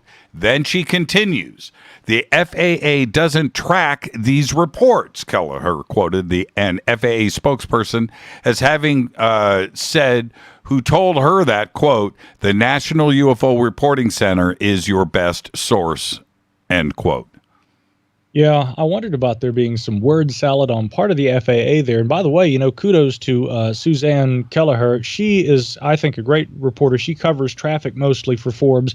In fact, she actually did a piece on pilot safety in relation to UAP sightings and reached out to me about that. And I provided a quote for one of her articles. This one, interestingly, published after the UAP Task Force report, right? And that's the big thing. It's published after the report goes out there and says the FAA is providing information for us. And then they seemingly, in the quote that they gave her, let me quote just the portion of the actual statement from the FAA spokesperson that was given to Kelleher. The FAA doesn't track these reports. The National UFO Reporting Center is your best source. Now, when I say word salad, what I'm wondering is, they say they don't track these reports, so what does that mean? Right? How does that differ from, for instance, from what, of course, I was told, which is that the FAA captures data related to UAP, okay? Or that actually stated in the preliminary assessment by the Pentagon's or the Navy's UAP task force. So what they tell me is that the Federal Aviation Administration documents unidentified aerial phenomena, their own words given to me. So is there a difference between documenting and tracking? Right? What about robust? Right. Well, what about robust? You like that word, don't you? I know what I'm going to do for Christmas. I'm going to get a T-shirt made for you that just says "The Robust Jimmy Church." Man, but, Fade to black. I mean, what version of this do we? I don't believe is not the right way to put it, but the two statements contradict each other. So either they have a robust system in place, or they don't give a crap. It's one or the other. I think you actually make a really good point, though. And I also want to just add, I don't want to be perceived as throwing the FAA under the bus, because here again, I have respect for the agency. And there's some fine people at that agency who have helped me in terms of very kindly fielding my very persistent questions. I hate being that guy. I don't like to be the kind of person who is every week, hey, just checking on this. Here are those questions again. Hey, how's it going? What's the status on this? But I mean, that's something that if you talk to John Greenwald, now you have to do it. Of course, read his books. Micah, you've got to keep your foot on the gas. And if you don't keep your foot on the gas, they're not going to answer you. That's right. It's that simple. True. And John knows that better than anybody. Again, John's success, talk about a guy who's got tremendous amounts of data, because he will sometimes work a case for years. Mm-hmm. I remember, what was it, a few months ago, I think that he had gotten an additional trove of documents released to him about MK Ultra that he had forgotten, I think, that he'd even asked about, because he had spent so many years inquiring about that. I'm lucky in the sense that it just took me a few weeks. And this is really, maybe in terms of the magnitude of what is being presented, by no means as big a deal as some of the UFO data that's forthcoming in recent days. But again, I think it's important to chip away at every little element that you can and try and broaden the larger scope of what we understand. And so the big takeaway here is, of course, that, yeah, agencies in support of the UAP task force appear to now be getting back into the game at the request of the Navy's task force, and they are providing data on, like you said, let me come back to something else you said, both military and, apparently by virtue of the FAA's involvement, civilian sightings too. Now, why is that important? Like you said, it would be helpful to know the ratio, right? The proportion of military sightings to the ones that are being reported by, commercial pilots, right? But here's something else that should be said about that. One of the chief arguments from many in the skeptical community has been and has continued to be, well, there are an awful lot of these videos and things that are being obtained by the Navy. Why only the Navy? Why only the Navy? Well, as we see in the preliminary assessment by the UAP task force, the Navy instituted its new formalized reporting mechanism back in spring of, I think, 2019. The Air Force, they were resistant, but they finally got on board by late last year. And this is all outlined in the report. But of course, with the FAA and other agencies now also, applying support in various capacities, and supplying data to the UAP task force, what we are now seeing is, yeah, there's a lot of collecting, a lot of different agencies and methods of collecting, and obviously data coming from areas not exclusive just to military. So for those who have said, well, it's kind of weird that the only agency, the only branch of government, branch of the military that gets these things is the Navy, that's not true. And we know that now. And in fact, we know that this is outside of military. We're also getting good reports from pilots. And let me tell you something, ladies and gents, news flash, here's a disclosure for you. Pilots, okay, commercial pilots have been reporting sightings of UAP for decades. For decades. Go and look at the National UFO Reporting Center. Go look at narcap.org. Very important website. NARCAP has been tracking and analyzing and providing very sound, logical, non-sensational analysis of pilot UAP sightings for years. And if you read those reports and you don't come away floored by the reality of the potential, whether or not it's a direct threat, it's an indirect threat, I would say, but I mean, there is a potential aviation safety hazard that UAP represent for pilots. And if you don't come away from reading those reports with that realization, and realize this as being one of the key issues that we face with regard to understanding this topic, I mean, I can't help you any further. I've told you everything I can. I have you just reminded me, I have a friend that I grew up with, who is now a commercial pilot, commercial pilot for a major carrier. I've known him since we started to play guitar as kids. Okay, I've known him, and back when he was in high school, man, I'm going to be a pilot. I'm going to be a pilot. I'm like, yeah, right on, dude. Okay, let's get back to this. You Really Got Me by Van Halen, and but he grew up. Now he's a commercial pilot. And I was flying with him in a private plane, just the two of us, and I we got the headsets on and we're talking. We're off the coast of California, and I said, "Hey, so man, have you ever seen a UFO?" And he goes, "Check this out, flying a jet, right? He's flying. I don't want to give away anything with the airline or anything. He's not the one telling the story. That wouldn't be cool."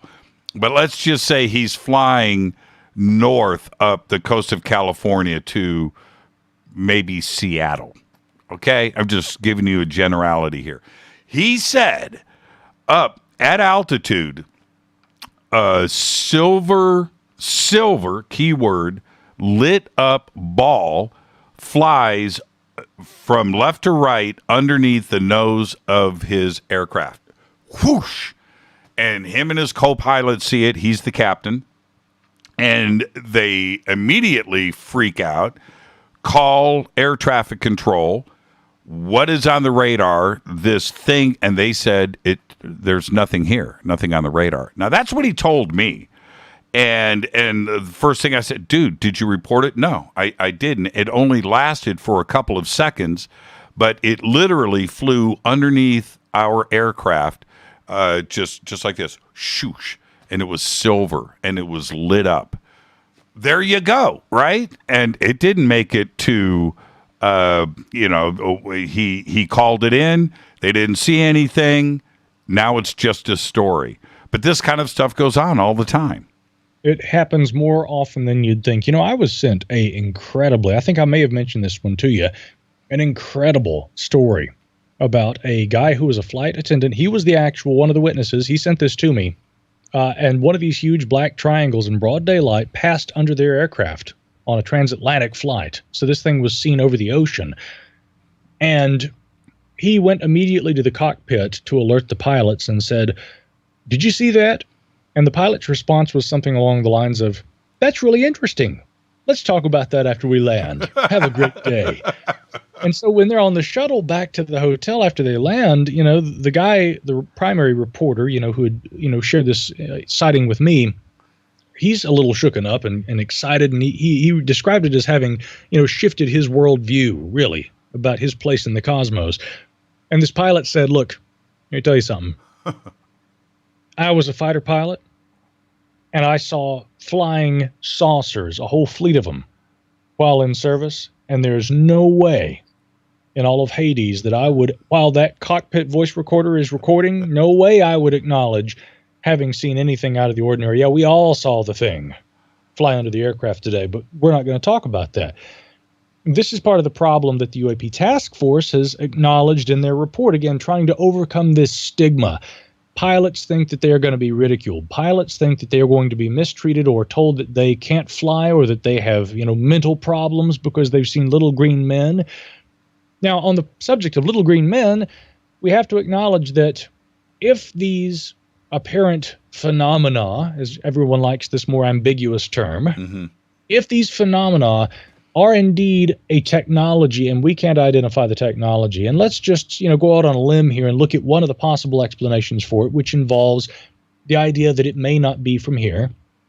Okay, not enough evidence, in my opinion, to support that as a conclusion yet, but it is one hypothesis that we use in terms of trying to deal with this. And you've heard me talk about this at events for years. I know it's frustrated you, Jimmy, because sometimes I'm a little too skeptical for you. But now here's the thing.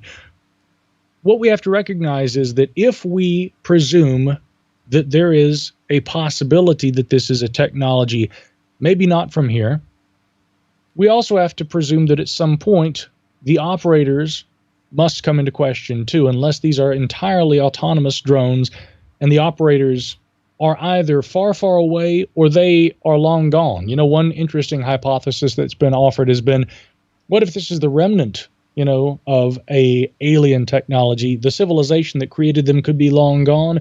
What if these were drones that were sent out to monitor things on various planets? They're just going through the motions. They're still operative. You know, they're still operative. They're right here on Earth, but they may not be piloted. They could just be autonomous drones operating on behalf of an extant civilization. We don't know. But if you go back through the literature, and not just in crazy stories, again, what many in the mainstream would still call crazy, and I don't mean that in the pejorative, I'm using that to illustrate the attitude that the press takes. You know, we look at some fairly high-profile instances like April 24th, 1964, Lonnie Zamora in Socorro, New Mexico. Here's a police officer, broad daylight, shortly after 5 p.m., on duty, chasing a black vehicle, hears a loud roar, sees a light, a flame descending from the sky, chases this thing up a hill, gets out of his vehicle, and what does he see? Well, by all intents and purposes, he sees an egg-shaped object, dare I say we might call it in today's parlance a tic-tac, on a tripod, sitting there parked over this arroyo, and there are two little men outside of it. Now, he doesn't describe guys with antennas or green skin. Best he can tell, they just looked like people. He couldn't really tell at that distance, but he said they looked like people, and one of them kind of starts when it looks in his direction as though, oh gosh, there's somebody over there. We've been spotted. They jump back on board. Roar ensues, thing takes off, and it makes a lot of noise and produces a lot of flame for a few seconds, and then it gets quiet and it takes off at tremendous speed, narrowly missing a TNT shack on the top of that hill, which would have really been quite explosive in the most literal sense. But again, you know, Blue Book looked at this case and they treated it with utmost seriousness because they're like, okay, here is a reputable, not only police officer, but, you know, citizen of his community. He's provided us a very detailed report, not only of seeing something in the sky, but seeing a apparently landed craft. He said that there was some sort of a red insignia on the side. And further, he saw what he described as the occupants. Now, are we supposed to say that that is a crazy UFO report just because he said he saw occupants? that report remains unresolved like so many others from the Blue Book era.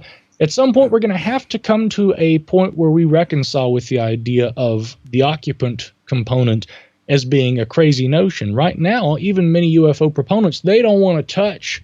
They won't touch with a 10-foot pole any kind of idea of there being some sort of intelligence controlling these things, whether it be from here, there, anywhere. But we're going to have to get to that point, too. We're going to have to acknowledge that. Now, I realize why scientists don't. They say, look, one step at a time. Let's try and just talk with us. For instance, Jimmy, in the recent new Showtime series, Leslie Kean is quoted at one point saying, I don't deal really with the abductions and things like that because I'm just trying to look at the phenomenon and really bring credibility to that subject. Again, entirely respectable position. I have to sympathize with that. And largely, I take the same approach. I really do. Well, and in her defense, the way that she presents that, and it's a very sane and rational argument from her, stating that, look, I'm trying to get people to pay attention to what I'm saying. And I wanted to stay focused on credible events and the science side of this. I wanted to leave the abduction part of it alone because I wanted people to read and acknowledge what I was presenting to the world with her journalism. You can't argue with that point. Because as soon as you bring in all of this other stuff, that is actually supporting it, but she wanted to stay narrowly focused on one part of the phenomenon. But there's something else. I went and watched again last night, UFOs Past, Present, and Future with Rod Serling, right, 1974. Still to this day, one of the great documentaries. And in this, they cover not only Lonnie Zamora, but they have J. Allen Hynek in the first person talking about this case. And you go back and you think about this. This is 1974. This is just a few years after, right, Lonnie? Everything is still fresh. Lonnie is still fresh. He's alive. They're commenting about the case. Very, very interesting part of the documentary. But the documentary points out one thing that we lose sight of. Number one, Kitty Hawk. Okay? We're talking about 1903, Kitty Hawk. Before then, there were no aeroplanes. All right? There was nothing for people to reference. And if we back up before that, the year is 1783. Why is 1783 important in UFO in the UFO community? 1783 was the first piloted balloon. Now, before that, there was nothing. There wasn't anything for people to reference in 1600, 1650, 1700, the 1500. There was nothing there in the sky for them to talk about unless it was a UFO. That's it. So what do we do with history? What do we do with that part of it? Do we ignore Charlemagne and his comments about what he saw in the sky? I think that's about as credible as it gets. And events like that, the church would step in and say, you saw something else. But historically speaking, we have all of this documented throughout history. So what went down in the skies before 1783? We have to take this seriously, and we have to go back and look at this. Yeah, and, to an extent, again, coming back to the whole discussion about the occupants, I would draw distinctions between, just physical analysis of UFO sightings and then the idea of occupants and, observations maybe of landed craft and then the abduction phenomena. I think that there, when you get over into the abduction side of things, I'm not saying that that isn't an area of research that is of, merit in its own right, but I have dealt with that far less than other areas because, again, Hynek, with his own classification system, incomplete though that was back when he was, operative with that and using it, he also had the CE3s and what have you. And then, of course, others kind of built onto that into the CE4 situation, CE5, to account for purported abductions and things like that. Again, I do generally, primarily as a historical researcher, but also as a reporter, deal exclusively in the same realm that Leslie does. I'm looking at the UFO phenomenon. But some of those instances of the purported occupant cases are very interesting to me. Now, something else that's interesting, and you mentioned that the documentary, from the 70s, UFOs Past, Present, and Future. Robert Emenegger, I believe, had been the guy who did that, right? And there was also a written version of that was in book form. Yes. One of the interesting things about that documentary, though, the backstory, which I'm sure you're probably familiar with, had to do with, Robert meeting with various government officials who had said, look, we've got some footage, and this basically, spills the beans, and we think we can get this released for you guys. I mean, this is like footage, that's like showing a landing with a meeting, Holloman Air Force Base in New Mexico. Yes. Right. And they're told basically the carrot is dangled, and they're told, we think we can get this for you. And then at the last minute, they're like, well, we don't think we can get this for you anymore. But here's what we would recommend, because we can verify that this footage exists. We just can't get it for you. So here's what you should do. You should do a recreation for your documentary. And, Robert kind of comes away from it kind of going, wow, what just happened there? Did they steer me and make me produce part of my documentary by telling me I would have something that I built the whole narrative around, and then when I couldn't get it, that I had to create it, and thereby now what has my documentary become? So you're right, it's a great documentary, but I mean the lingering question there is, was there a hidden message that was seeded by someone within, for instance, the Office of Special Investigations at the U.S. Air Force? Had that been what you might call a soft psyop of some kind with that documentary? And, Jerry Clark and a lot of researchers have written about that. That, of course, occurring immediately prior to the MJ-12 stuff, just by a few years. Anybody who doesn't think that there are active elements within the intelligence community that have exploited UFO interest and presented bad information over the years, you and Christina recently reported on this on her YouTube channel, the idea of MJ-12, fact or fiction, it's hard to tell, and that's the point. Now, largely, we can't really put stock in it because, when you mix in some bad information along with some good, that doesn't mean that all the good information can be taken seriously and we can just forget about the bad. I mean, it's obvious that there was something going on there, and that casts that, aspersion over the entire situation. But it's striking to me how frequently that has occurred throughout the history of this topic. And of course, I don't want to give away any spoilers, but this is sort of the tone in the recent Showtime series. It sort of goes in that direction, which, like you described, is it took a Thelma and Louise left turn and went right off the cliff. It surprised me a bit.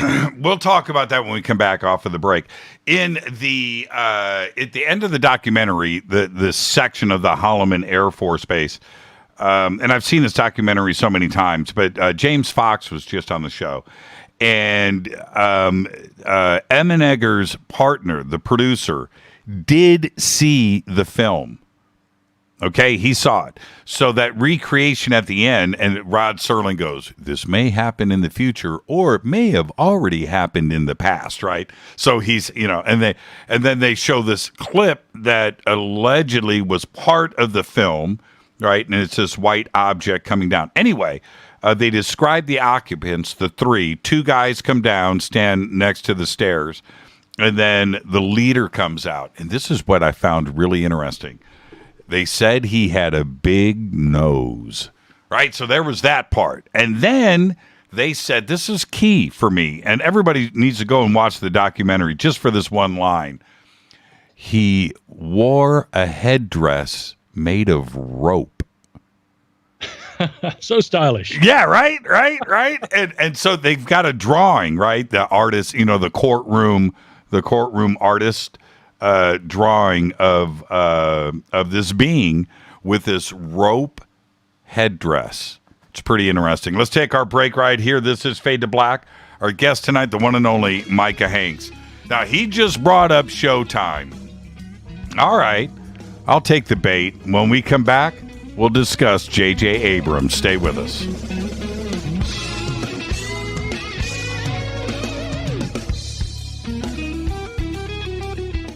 Hi, everybody. This is Rob Halford, the Metal Guard on JimmyChurchRadio.com.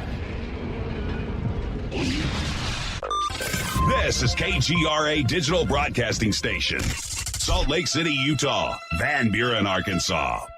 Why is it we're not very good with our health regimen until it's too late. We don't put oil in the car until the engine blows up. When the body's out of balance, your health is not so good. Give your body some love. Log on to getthetea.com. That's getthetea.com. Try our Life Change Tea, which cleanses you from harmful intruders.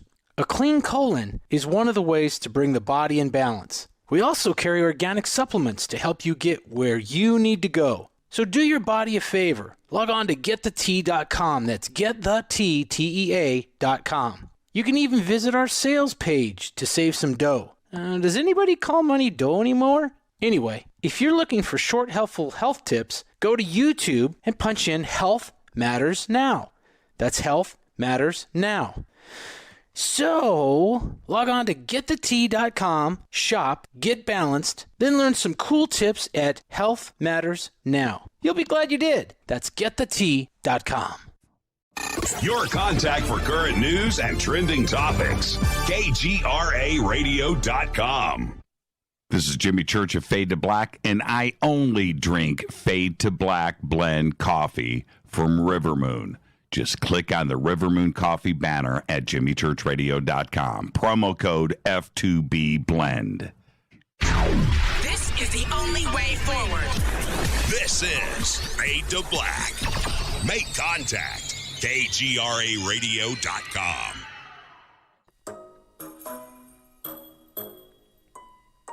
When you're in the house for longer periods of time, you can see them flying or running across the floor. Ooh, yuck. They're unhealthy, gross, and disgusting. Bugs. I loathe bugs. We keep a clean home, but occasionally bugs show up. Well, I found something that is tougher than bugs. Orange Guard. On contact, it kills hidden bugs, including ants, roaches, and fleas. Plus, Orange Guard is a residual repellent. All of the ingredients of Orange Guard are on the FDA generally recognized as safe list. Orange Guard may be used around food, humans, and pets. It comes with a 30-day money-back guarantee. Orange Guard, available at orangeguard.com, Whole Foods, and Ace Hardware. Gold loves chaos, uncertainty, and disarray. History shows us what gold does when people aren't sure about the government, the stock market, their jobs, or their retirement savings. Our national debt is skyrocketing. Gold and other precious metals are a defense measure against inflation and a stock market that might take years to recover. So what can you do right now to protect yourself? Call United Gold Group. We offer gold and other precious metals delivered securely within 72 hours. Are you worried about the stock market? We can also help you set up a real gold or silver IRA or a 401k. Safe and secure. United Gold Group makes gold ownership affordable. Call now and get up to $2,500 in free gold or silver with a qualified IRA. Call 800-753-8534. That's 800-753-8534 or visit unitedgoldgroup.com.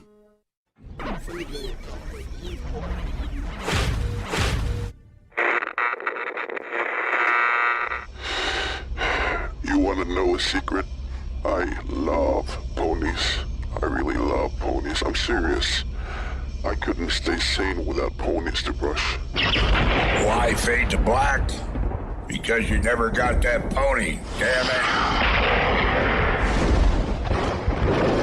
This is Fade to Black with Jimmy Church on the Game Changer Radio Network and KGRA, the Global Radio Alliance.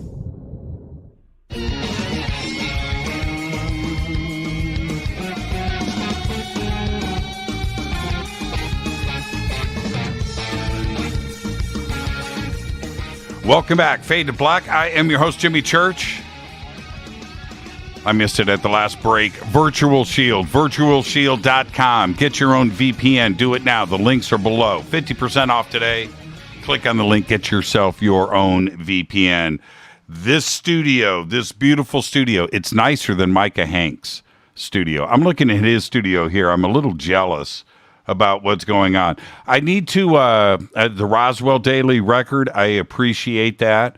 I like, Micah, the other poster over your shoulder, Man Never Walked on the Moon. It's a conspiracy. I dig that. Yeah, right. Yeah. Man on the moon. Oh, is that what that says? I don't have my old man glasses on. But is this... I'm just going to come right out and say it. Is J.J. Abrams a shill? Well... Okay, did you watch all 4 episodes? Yes, I did. Okay. Episode 1, pretty cool. Yeah, in fact, when I saw that on YouTube, I realized I'd have to watch the whole rest of the series, and I had just started I was actually a good ways into number 2, because there was John Alexander on camera, and I was like, oh, there's John. And then my phone rings, and it's James Church, little James Church calling me. I'm like, what does James Church want? Well, at least you pick up. When I call, does it say fade to black or does it say schmuck? What does it say on your phone? It says little James Church. Little James California. Okay, so let's put that aside. And we did have a pretty spirited conversation about spoiler alert, and you kept stopping me. And I did my best. So anyway, so you watched all 4 episodes. Episode 2 was pretty solid too as well. As you ended episode 4, what was your conclusion? Well, it was more hopeful. Did you make it all the way to the end? I mean, I don't want to give any spoilers away, but I think everybody's seen it by now. I think I can say this. Well, I don't think everybody's seen it. I want to respect those who haven't watched it. So without giving away anything, let me just say this much. I had hoped that before the end of the series, some, however brief mention of the preliminary assessment by the UAP task force would be mentioned. There was at least something said. So there was acknowledgement of that. Had that not appeared, I would have been wondering about the whole tone of the series. Right? Because a lot of people looked at the preliminary report. I mean, I was, monitoring the chat and the chatter on social media before we went on the air tonight, Jimmy, and people, a lot of people's questions right now are kind of predicated upon the observation that, well, now that the government has essentially acknowledged that these objects exist. I mean, I'm sure you've seen this a lot in recent days. And I mean, that's not an incorrect observation, because what has the government done? It has released 3 authorized versions. We went on C2C with you, John Greenwald and I, when they released those authorized versions. Mm-hmm. The mainstream didn't pay very, very much attention to that because it's old news by that time. But we're all looking at this kind of going, okay, this is maybe the most significant story of the new millennium. The government has just said, okay, we got 3 videos of things that we can't identify. We class these unidentified. That was a pretty big deal, right? But then with this preliminary assessment, now they have kind of added to that, okay, and there are 144 instances, most of which collected in the last 2 years, but going all the way back to 2004 with obvious reference to the Nimitz situation. And we've got other things that our pilots, apparently civilian and military, have been observing, and that we can't identify these things. So, yeah, a lot of people, having read the report, not incorrectly, are like, okay, the government has admitted there are objects or technologies, maybe, in our skies that can't be identified presently, and that seems to be why we are now seeing, again, another report we did over there at the Debrief the other day. I was lead author on this one also, having to do with the recent Intelligence Authorization Act for fiscal year 2022. Almost nobody in the media has covered this. Blogger Danny Silva has talked about this. A few other people have touched on it as well. But the Debrief wrote, to my knowledge, one of the only really extensive articles looking at this, where I broke everything down. We're talking about the fact that if this bill passes, as it has been unanimously voted on by the Senate Intelligence Committee, the Senate Select Committee on Intelligence, rather, this will essentially broaden the access that the UAP task force has to information from the intelligence community. It has essentially authorized the continuation of these periodic, quarterly reports from the UAP task force.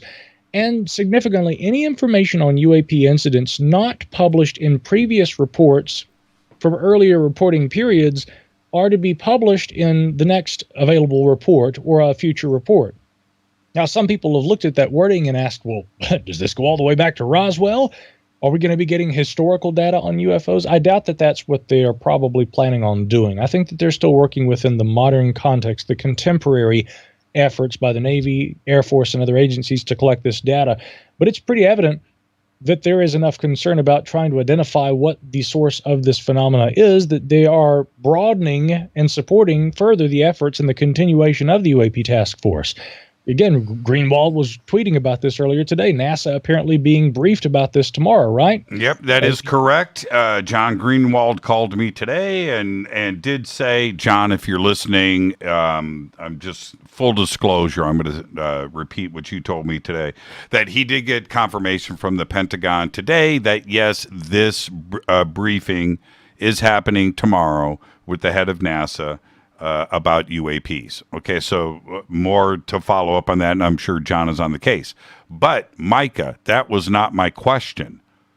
My question was, is J.J. Abrams a shill? Oh, yeah. Well, you know me, I've got to give you a whole historical background. So, yeah, coming back around to J.J. I mean, that was great. That was 10 minutes spent on that, and that was cool. But is J.J. Abrams a shill? And the reason he's a shill, but again, back to the point. Again, I left watching actually, your other question to me had been, what did you think after episode 4? Now, that was the one I was answering. So again, I was hopeful because he acknowledges everything I just gave you this wonderful background on. Yes, and it was awesome. It was awesome. But why would J.J. Abrams, after episode 1 and episode 2, presenting ET like he did, UFOs like he did, O'Hare, Phoenix Lights, and so forth. Well done, comprehensive, great background from Diana Pasulka, great background from John Greenwald, Leslie Kane, and others. And then turn around in episode 3 and say that all of this, and he did this with James Carrion and others, supported by George Knapp, and I'm wondering how George Knapp feels about being presented in this light, that all of the UFO subject is a psyop by the United States government, and it's a cover-up for their technology. That's the point. I didn't get the impression, first of all, that George Knapp was supporting that contention.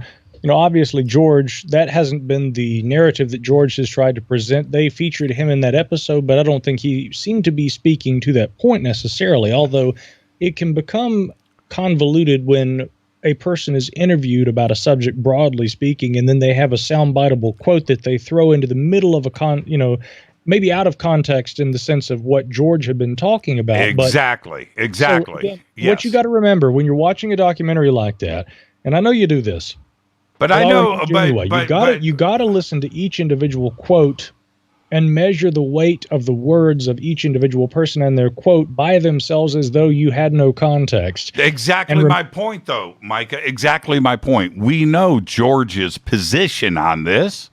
We know George's background.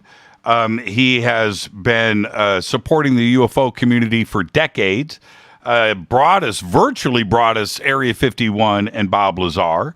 And other extraordinary UFO cases and events over the years. Yeah, of course we know George's position on this. But I'm wondering how George feels now about the way that he was presented in episode 3. That's my point. Sure. Although, to the point of why they would go in that direction on episode 3, and again, without giving away too much, we can at least tell you, and you can already tell from the way that we are framing the discussion here, folks at home, that they essentially look at the idea of, are UFOs something that government can use to their advantage, and they can steer the narrative for purposes of covering up other things they are doing. Now, I think the problem with that perspective is that a lot of people are very absolutist in the way that they approach it. They go, well, if the government could use UFOs as a mechanism for steering a certain narrative, as a smokescreen to cover what they're actually up to, then they must have created UFOs, and it's all completely bunk. Well, that is not necessarily true. You know, humans tend to be very binary in their thinking, is the thing. Yes. Could it not be that UFOs actually maybe do exist? And the government's like, look at this. There are these novel instances with these strange phenomena that we cannot explain. Interesting. Now, what do we do with it? Boys, get to work. How do we use this to our advantage? I mean, it doesn't have to be only one or the other. It could also be somewhere in the middle, which I think is absolutely true. Now, again, coming back to the documentary that you'd been watching, again, from the 1970s, Jerry Clark, Emmett Egger himself and others have essentially said, we felt like maybe that was an element of control where we were sort of being coercively, without our knowledge initially, steered toward producing a documentary that would have a certain kind of presentation. And then the old dangling carrot was yanked away thereafter, and we were left having to kind of say, well, we made this documentary based around the assumption we were going to get some footage that we didn't get, and now what story are we presenting? What kind of narrative have we given? So one might fairly ask, not only is J.J. Abrams a shill in the way that he presents the information in the documentary, but one might ask, what was the influence in terms of why the documentary went that direction? You see what I'm saying? Yes. What influenced him? Right. And so, and this is where I'm just going to speak very frankly. If you are going to present this theory that UFOs are used as a cover-up in pop culture for clandestine black projects by the military, then why not also, if you're going to do it that way, present it the way that you just said, which is you do both. UFOs are real, but UFOs, ET is used to cover up government projects, but that's not what J.J. Abrams did. And then he went further in episode 4, and again, I'm going to speak very frankly, painting the picture of people that talk about abductions as being crazy and bringing in these historians, right, from Penn State to talk about folklore and mythology and how this is just, part of people's imaginations or it's a psychosis. Again, J.J. Abrams shoots down the abduction phenomena wholly, not in part, and he doesn't present both sides of the case. He only presents one, and that's what he did in episode 3, and that's what he did in episode 4. Well, for a different perspective now, there's an awful lot of discussion, again, without giving away too much, all right? Lest people think either that we are going to go into the spoiler alert zone or that we ourselves are shills for J.J. Abrams. But let's point out, first of all, it was produced by Bad Robot. J.J.'s name's all over it, but he wasn't the main driving force. But if we are to associate this series with other productions that J.J. has had his name on in the past, like, for instance, the Cloverfield films, if you remember with that first film, Cloverfield, right? Mm-hmm. You remember the viral marketing campaign leading up to that, all the nonsense, all the slusho websites and things, all the hints being dropped, none of it tying together in the end, none of it making sense, very much like Lost. All these unresolved situations and issues. JJ has sort of built a career off of taking people in one direction and then, here we go, off in a different direction. Didn't see that coming, did you? He loves to do that. That's his favorite thing to do. So, of course, first of all, that's what he's going to do with a UFO documentary. Let's make everybody think we're going one way and then, bam, surprise.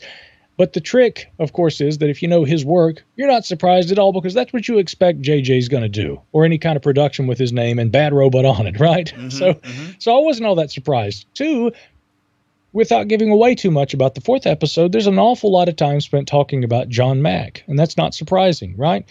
But again, one would argue that as far as the discussion about the abduction phenomena goes, there's probably nobody that you could bring up who would have been more reputable and who would have brought more credibility to that subject than Harvard psychologist John Mack, who, of course, was investigated by Harvard about, his competency and his motives and whatnot with regard to his, some might call it research, others might call it his obsession with abduction. I think it was research. I think that he was genuinely compelled to think that there was a phenomena there, and that investigation was thereafter dropped because, again, they didn't necessarily find evidence of anything strange about what he was doing apart from the subject matter itself. But I mean, in that sense, the amount of time that's spent looking at John Mack is actually, in a way, the best way that they could have approached the abduction subject. The great problem, of course, is the tragedy of the loss of John Mack, killed by a drunk driver in London. What was it like? Was it 2004? Yeah. Same year the Nimitz thing, right? So now Greg Eghigian, of course, the Penn State historian that you talk about, I find some of his perspectives interesting, but again, he seems to be a guy who is very much of the mind that, an academic historian doesn't look at the actual phenomena. We look at the cultural motives, driving interest in the phenomena. And it definitely seems to come across as though he is of a mind that, well, we can say that basically some aspects of this phenomena are entirely induced by culture. They are artifacts of our interest in science fiction and things like this and what have you. One issue I'll take with, Eghigian's perspectives, he'd mentioned that no academic historians have looked at the UFO subject since like the 1970s, and no one from his tribe had done that. And I'm thinking, well, you should look more closely at the UFO literature because there are a lot of historians and historical groups that have addressed this topic. For instance, of course, we have to mention Richard Dolan's UFOs in the National Security State. The problem, I guess, there is that then you look at another historical overview of UFOs like Michael Sword's and Robert Powell's UFOs in Government, okay? And in the introduction to that book written by Jerome Clark, he's mentioning a number of other books, but Dolan's book isn't mentioned. But then in other history books on UFOs, the books that are mentioned in that one aren't mentioned. And so what I recognize as a phenomena, and this extends to Eghigian and his position, that he raised on the show about how no serious historians have looked at this since the 70s. Well, no, it seems more to be the case that a lot of serious historians have looked at this, but they don't seem to acknowledge each other's work because one group will say, well, this guy's in that camp. Another one will say, well, this guy isn't an academic. Another one will say, this one's not part of my tribe. When Eghigian said, my tribe hasn't looked at this, that said it all. Humans, in addition to being binary thinkers, they are tribalistic.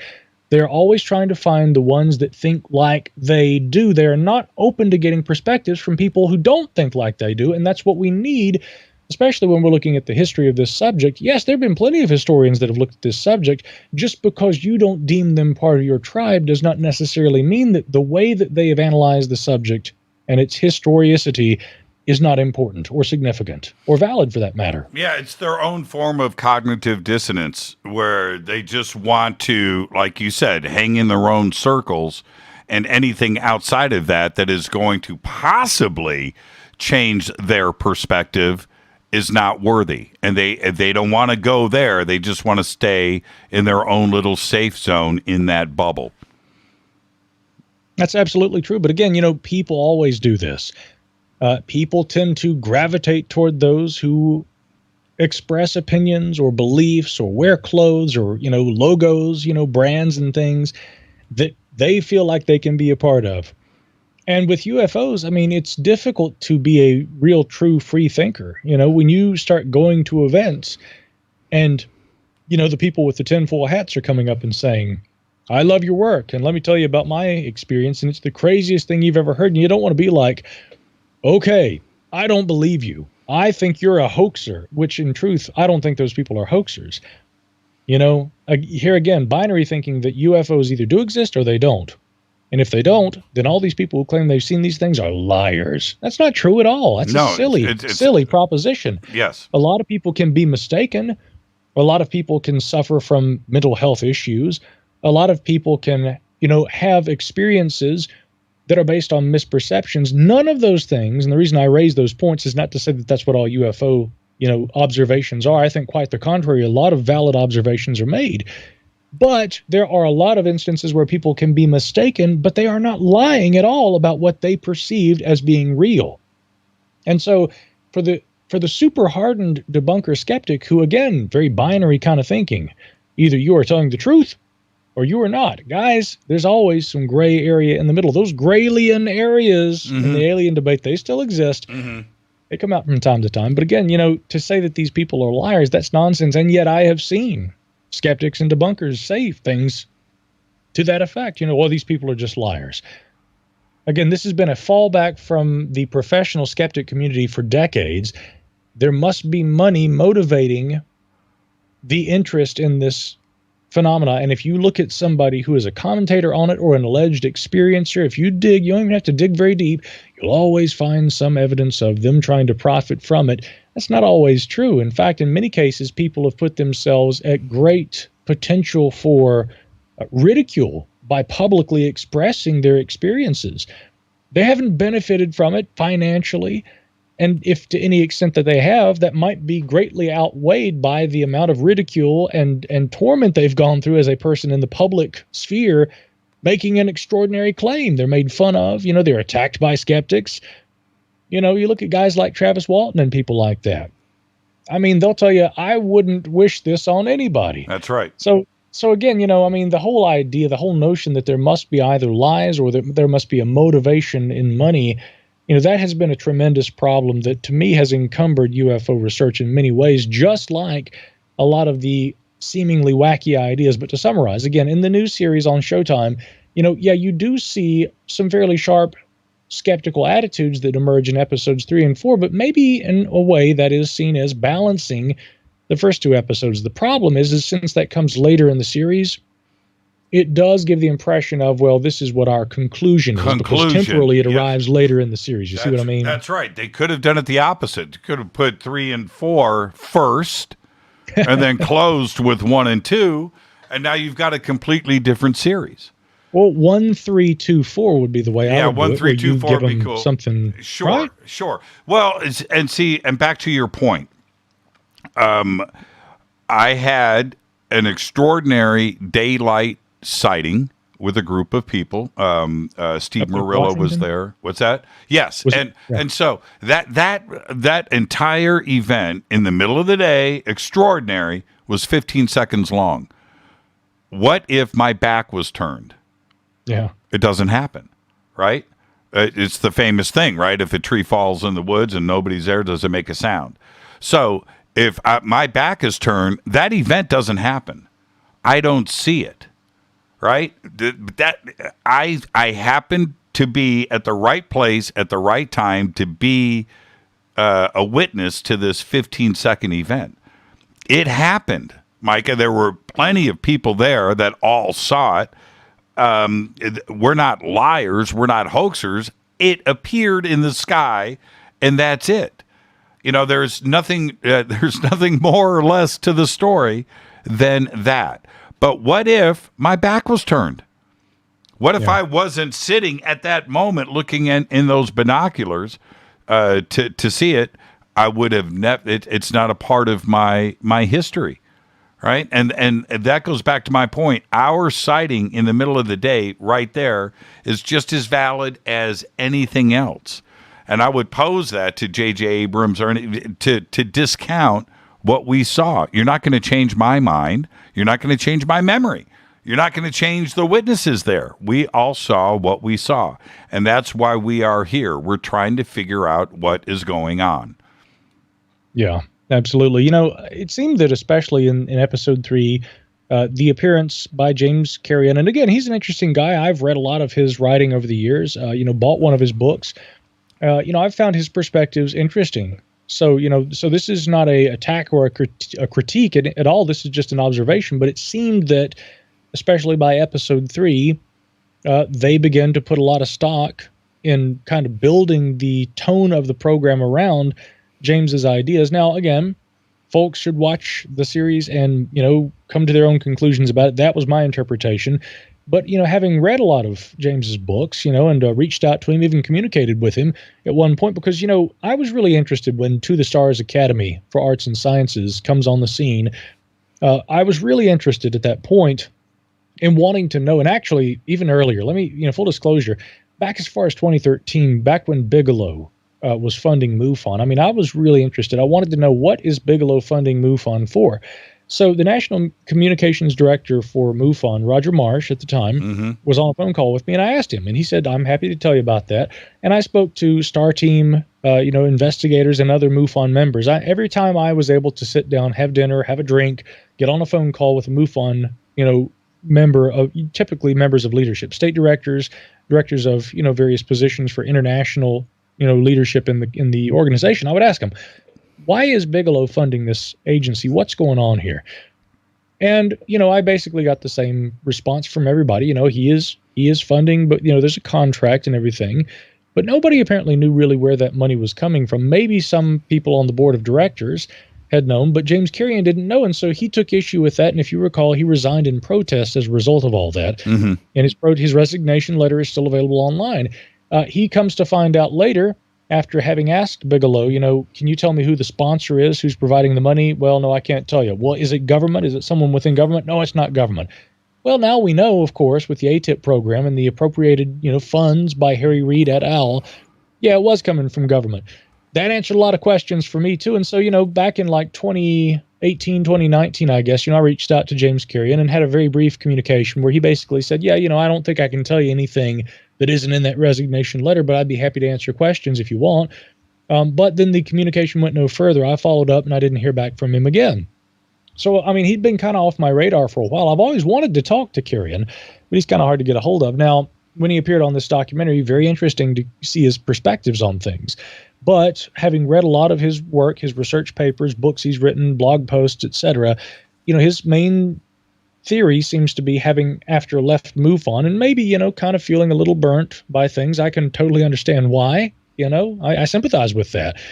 But, he kind of has said that, in his opinion, that the UFO phenomenon seems to be basically something that is mainly created by government and controlled by government. Now, he concedes in the program and clarifies his position. The Earth may have been visited in the past. It may be visited right now by intelligent life. We don't know. But his contention, his main theory seems to be that UFOs are primarily a disinformation tool used by government.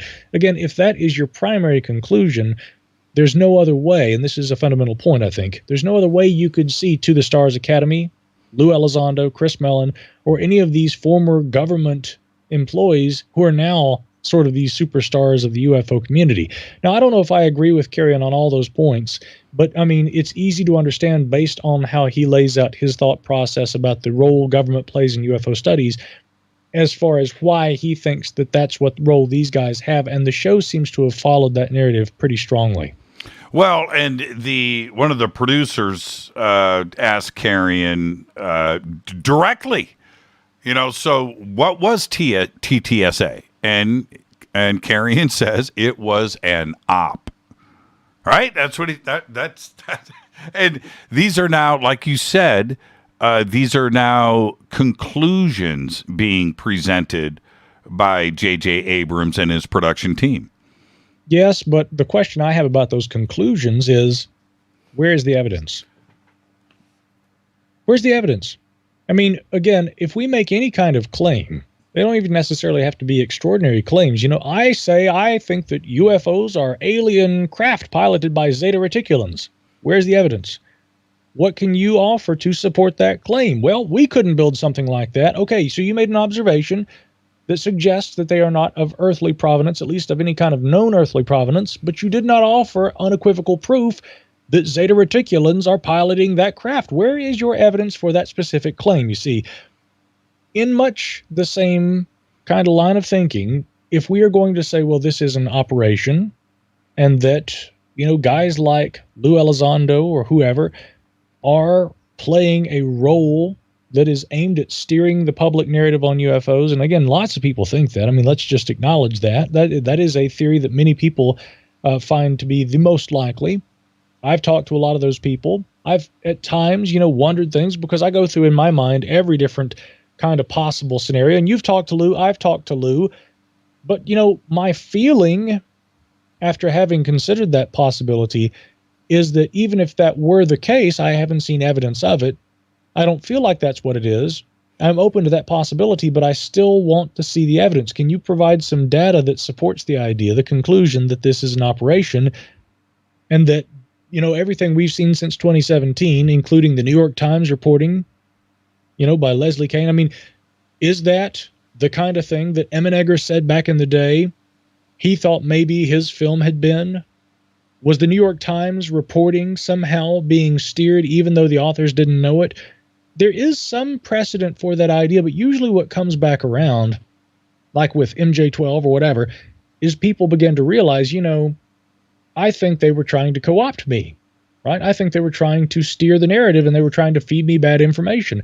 Again, where is there evidence that in the New York Times in 2017, reporting on the Pentagon's ATIP program, was a narrative that was being steered. Now, it very well may come out in years from now that that was the case, but I haven't seen enough evidence yet that, to me, strongly supports that idea. What instead seems to be the case is that the Pentagon has looked at UFOs. They are still with, again, under the cognizance of the Department of the Navy with the UAPs task force. They are looking at UFOs right now, what have been historically called UFOs. Now they call them UAP. Mm-hmm. They are strongly concerned about the possibility that China or Russia may have advanced aerospace capabilities, and they are trying to assess that potential. Avi Loeb, a Harvard astronomer, and now he's coming on your show this week, so you get to talk to him all about that. Have some fun. I like Avi a lot. But again, he's now convinced, the skies are not classified. If the government says they're getting this stuff, the scientists have got to get in on this game. Now, what happens if Avi gets a megapixel image of a UFO like he has set out to try and do with the Galileo project? Mm-hmm. What if he gets clear photographs of UAP and says, here are the UAPs, we have them now, and this isn't something that was leaked from government, this isn't something that was, obtained through FOIA, this isn't something that was mailed in an envelope that arrives on somebody's front doorstep on microfilm. No, now we have independent scientific data that has been independently collected from a non-governmental source conveying information about UAP. That is the best thing, in my opinion, that could happen right now, because then all this government-created UFOs talk goes out the window. Okay, well then, did the scientists create UFOs too? What was their motivation? Why did they do that? Who are they trying to disinform with their UFO photos? Right? And let's stay on this for a second. Let's say that, on the surface, everything is playing out just as you have suggested here. Then what would Showtime and J.J. Abrams' motivation be for presenting it in the way that they did? Is that in of itself disinformation? Well, I'll tell you a funny story, Jimmy. Back when I worked in radio,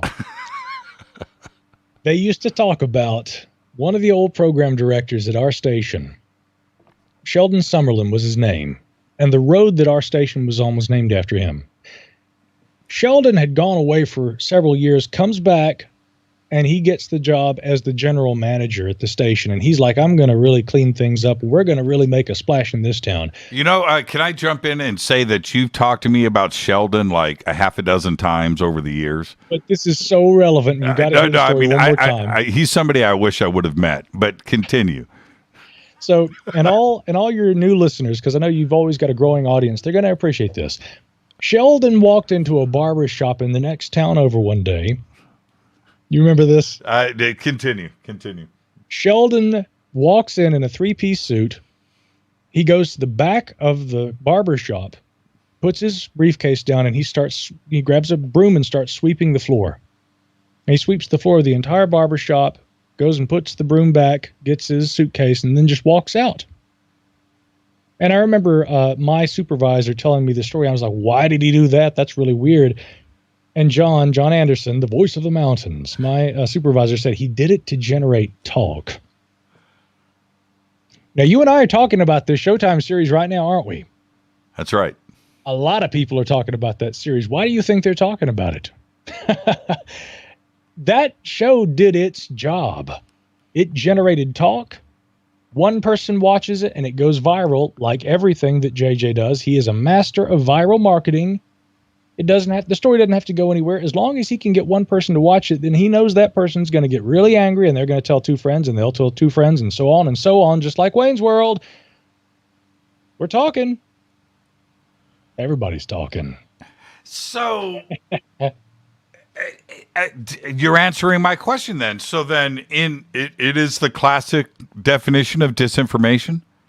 Well, here's what I would say. I don't think it's disinformation by government, but it is the classic definition of a narrative that gets people talking. But this is why I said on my show this week, I think I told you this on the phone too, I think it potentially does more harm than good. And so here's the disclaimer I will give people who have not watched the series yet.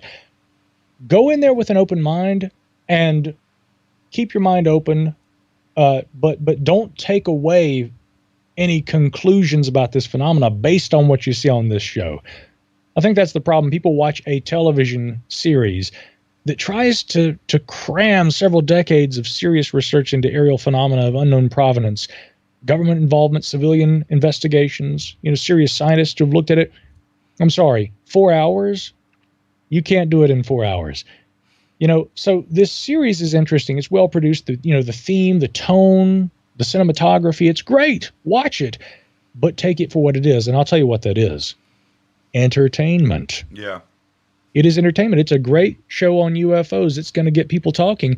The good side is that maybe it will get enough people talking and more people will be interested in this subject. But God, isn't there already enough interest in it?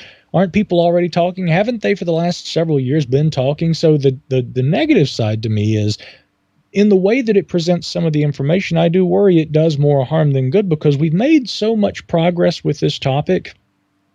And if a series comes along with the intention of just generating interest and, getting a lot of people to subscribe to Showtime, and thereby JJ has succeeded, he and his team, at their job, doing exactly what they set out to do, not to misinform anybody, but to entertain. But the byproduct is some people may come away and go, well, maybe there wasn't much to the UFO story after all. And I don't think that that's what we need to be thinking right now. I think that with the significant strides that we've seen being made in the government, by the media, by civilian researchers, and now the scientific community, that's one of the most significant outcomes of the UAP Task Force's preliminary assessment. I have talked to Chris Impey at Arizona University. I mean, we've talked to Avi Loeb. Look at what it did with him. It galvanized many members of the scientific community who are now saying, okay, the government says they are collecting data on these things. Let's get our own data. Let's really seriously look at this. That is the most significant thing we have seen in recent days. The government encouraged scientists who have kept this at arm's length for decades to finally say, you know what? Yeah, challenge accepted. Let's look at this. And if anything brings us back from that point, that is potentially doing more harm than good, in my opinion, because this is a subject science should be looking at. This is a topic that we need scientists putting their eyes on, because in my opinion, and this isn't about distrust for government, it's just recognition of the reality of the situation. If we wait to see what the government tells us about UAP, we're going to get another report, in a few months, that says 133 more incidents involving things we couldn't explain. And then 3 months after that, we've got 127 new reports of things. If you want actual data about what these things are, go to the scientists, because the government ain't going to be giving you that information. I got news for you. Can't you now, and I imagine that you can't you call Bad Robot and say, check this out, this is friggin' Micah Hanks of the Debrief. Can't you, with the power, because that's where the Debrief is today. It is. Can't you send some questions for JJ? Maybe get JJ on the phone and ask him the who, what, when, where, and why about the series. Don't you have that juice today? I don't know, but I could certainly try. I mean, it would be interesting to talk to people, but I have a feeling that I know what the answer would be. I don't think that there was any malicious intent with this documentary series. I think that what they were trying to do was present both sides of the argument. But again, it's the order in which the arguments are presented. Right? That's what leaves the taste in your mouth. If you eat the asparagus after you eat the chocolate-covered strawberry, what is the taste that's going to be left in your mouth, right? Which one would you rather remember throughout the night? And we all come away from watching this series going, that didn't really make things look all that great, did it? Because the last 2 episodes, right? Yeah, well, chocolate-covered strawberries are good on all 4 episodes. But let me say this. Yeah. Don't you feel that the way that episode 3 is presented, it is discounting, because Kevin Day is there. Oh man! But it's discounting Kevin Day. It's discounting Alex Dietrich. It's discounting David Fravor, Gary Voorhees, all of the crew members, all of the wingmen and women, and that part of it is it's not. I think honest is the word I'm looking for. It feels, you come away just feeling a little bit dirty, Micah. Well, again, one might see it like this. If one buys the narrative that the government is, pulling the puppet strings and that they are the ones behind the UFO phenomenon, the intention might have been to try and generate sympathy for guys like Voorhees and especially Kevin Day, because, look at how much this has affected his life. And so the premise might be, well, is the government doing this to, those who have served our country, put their lives on the line, like Kevin has done, like Gary has done, like Commander Fravor has done, like Alex Dietrich has done? These people who risk life and limb, is this how our government treats them? Would the U.S. Air Force test technologies on our own Navy, their own technologies, and not tell the servicemen and women who actually experienced that and whose lives were changed by this? Is that what they do? So, they might be seen as trying to generate sympathy for those people rather than to try and discount what they had to say. Because, look, I'm going to tell you right now, no matter how hard J.J. Abrams or anybody else tries, and throw the skeptic, bunch in there as well, you're not going to discount what the Nimitz witnesses saw and what they experienced. They experienced something. Well, we may not all agree in this space-time reality on what that something was, right?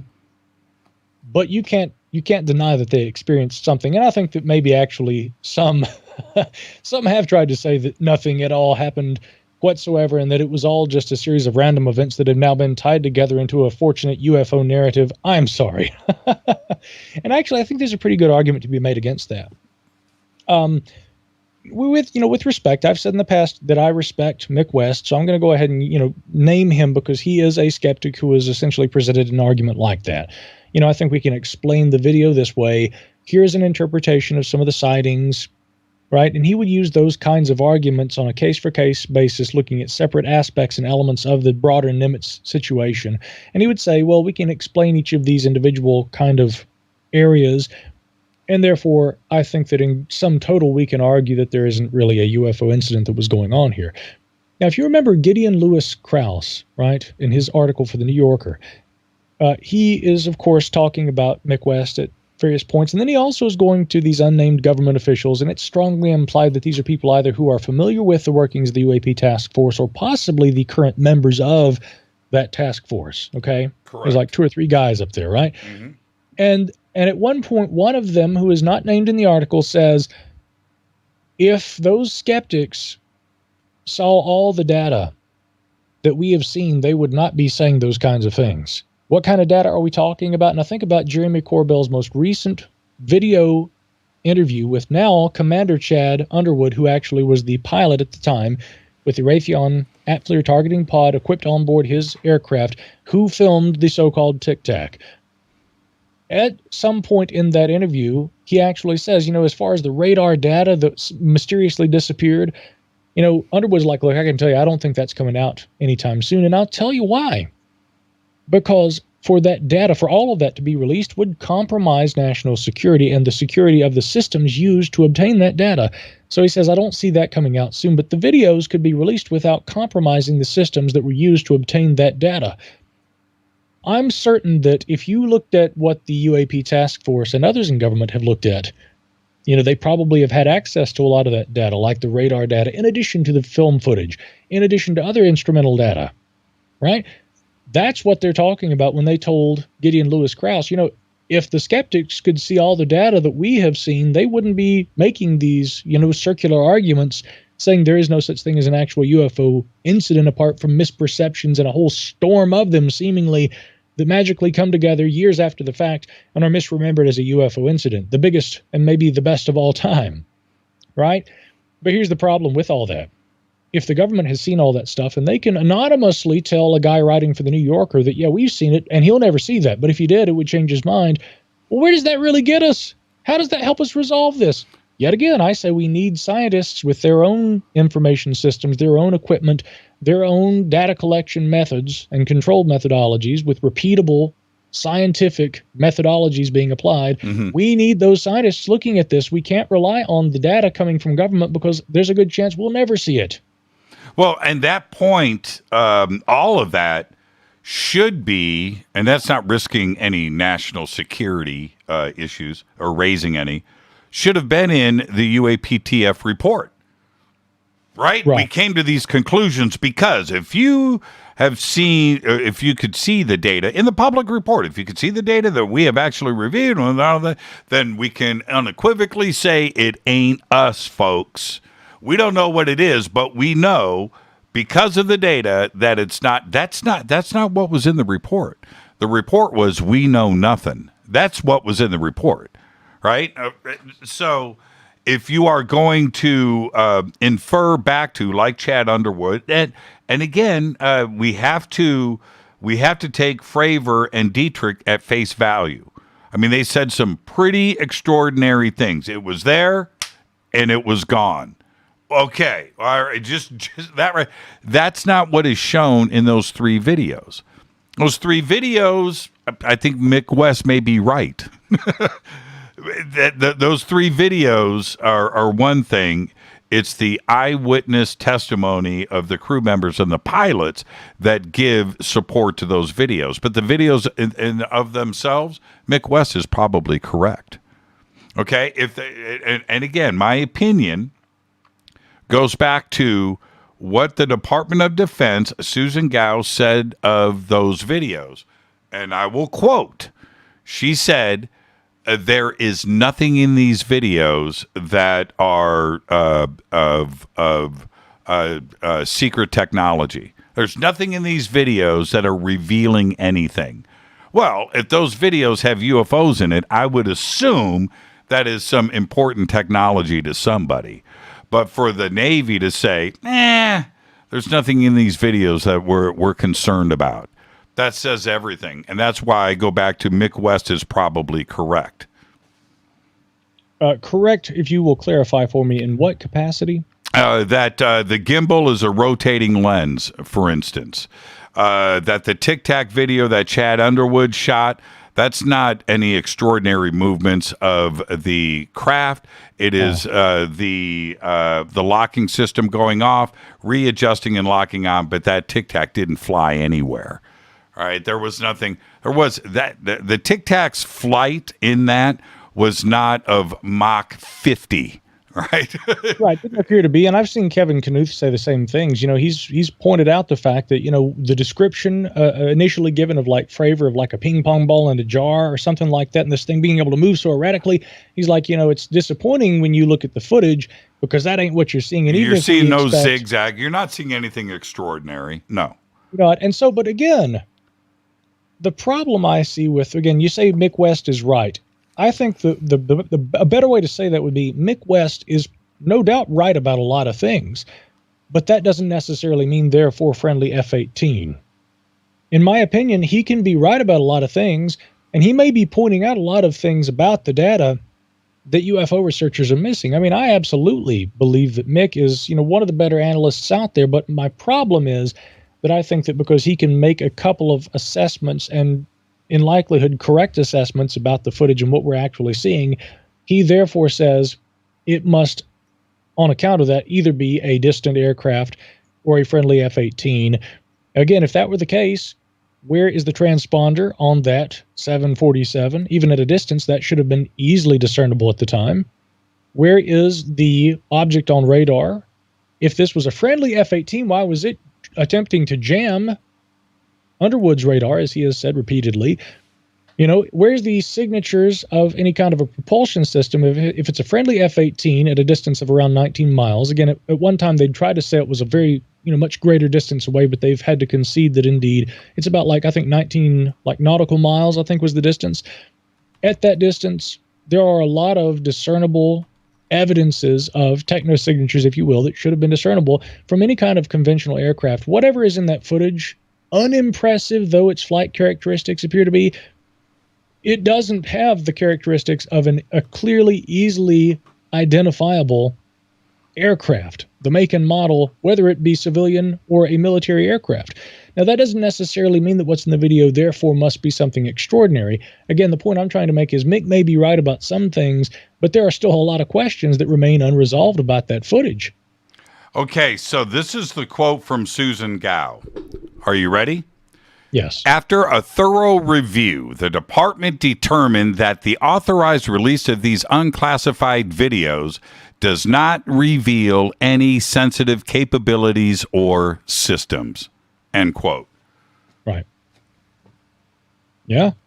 So what's your point? My point is they don't think it's a UFO. They know exactly what's in that video.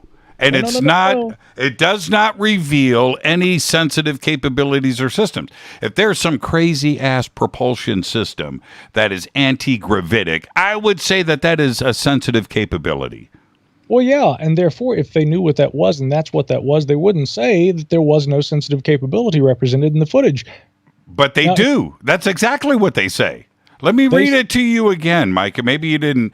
After thorough review of the department has determined that the authorized release of these unclassified videos does not reveal any sensitive capabilities or systems, and does not impinge on any subsequent investigations of military airspace incursions by unidentified aerial phenomena, end quote.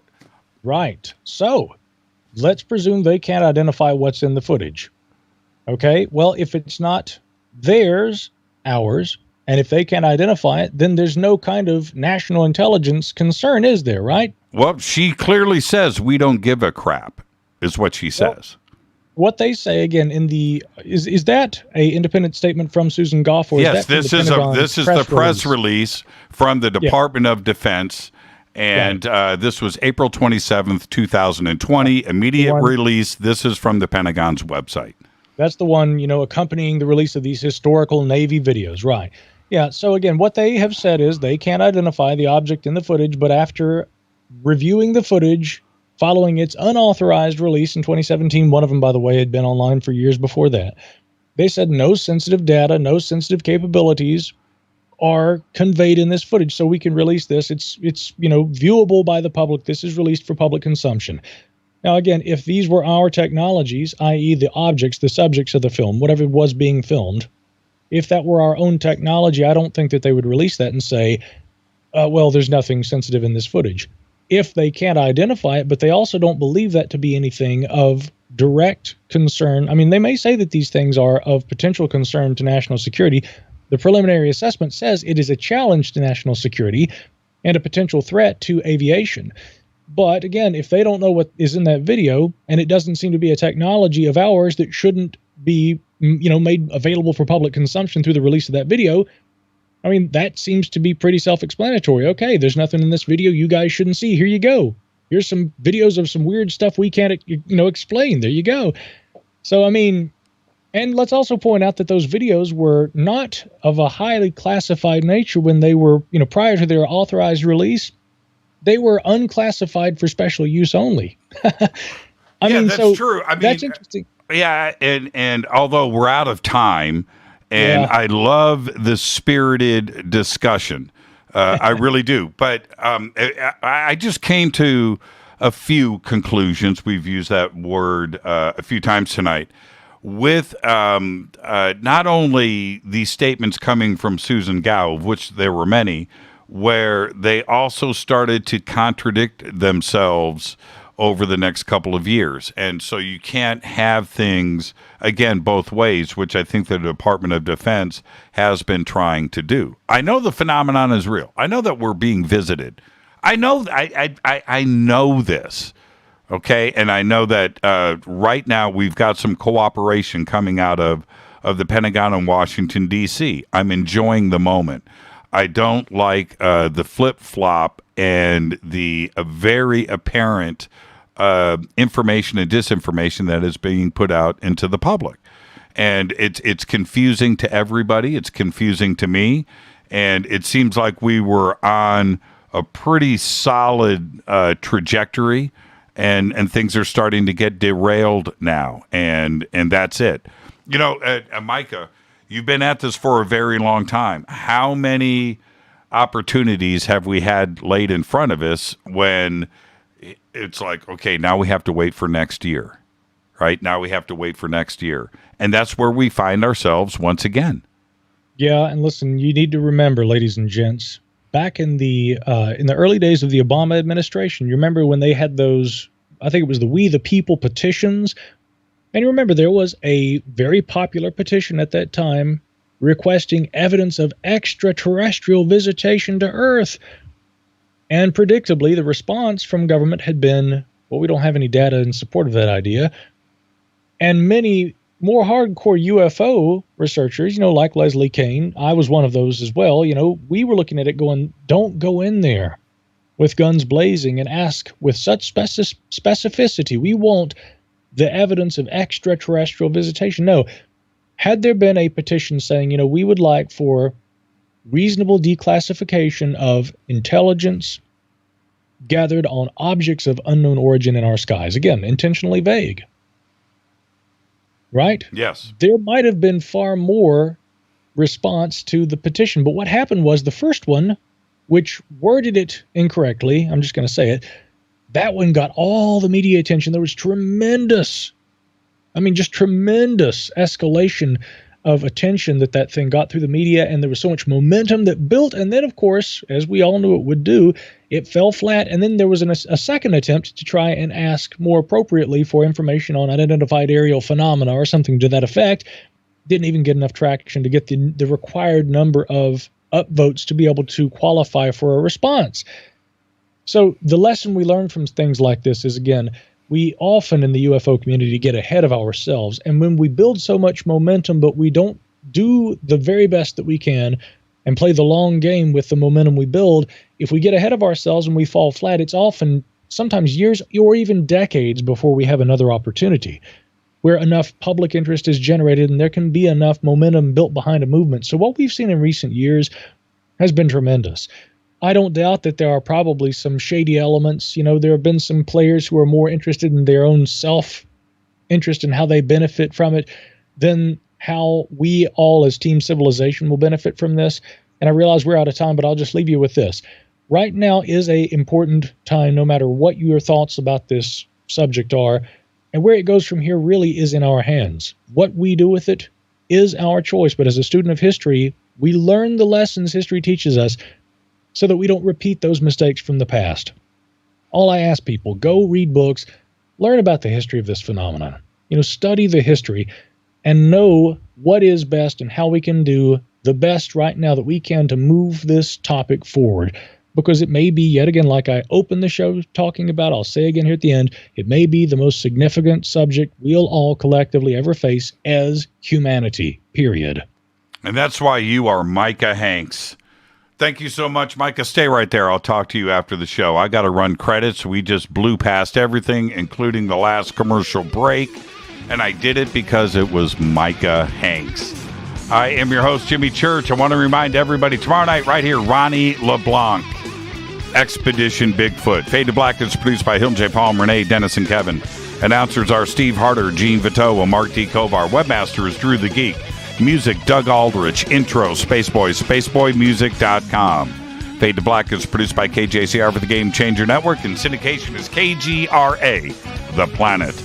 This broadcast is only copyrighted 2021 by Fade to Black and the Game Changer Network, Inc. It cannot be rebroadcast, downloaded, copied, or used anywhere in the known universe without written permission from Fade to Black or the Game Changer Network. I'm your host, Jimmy Church.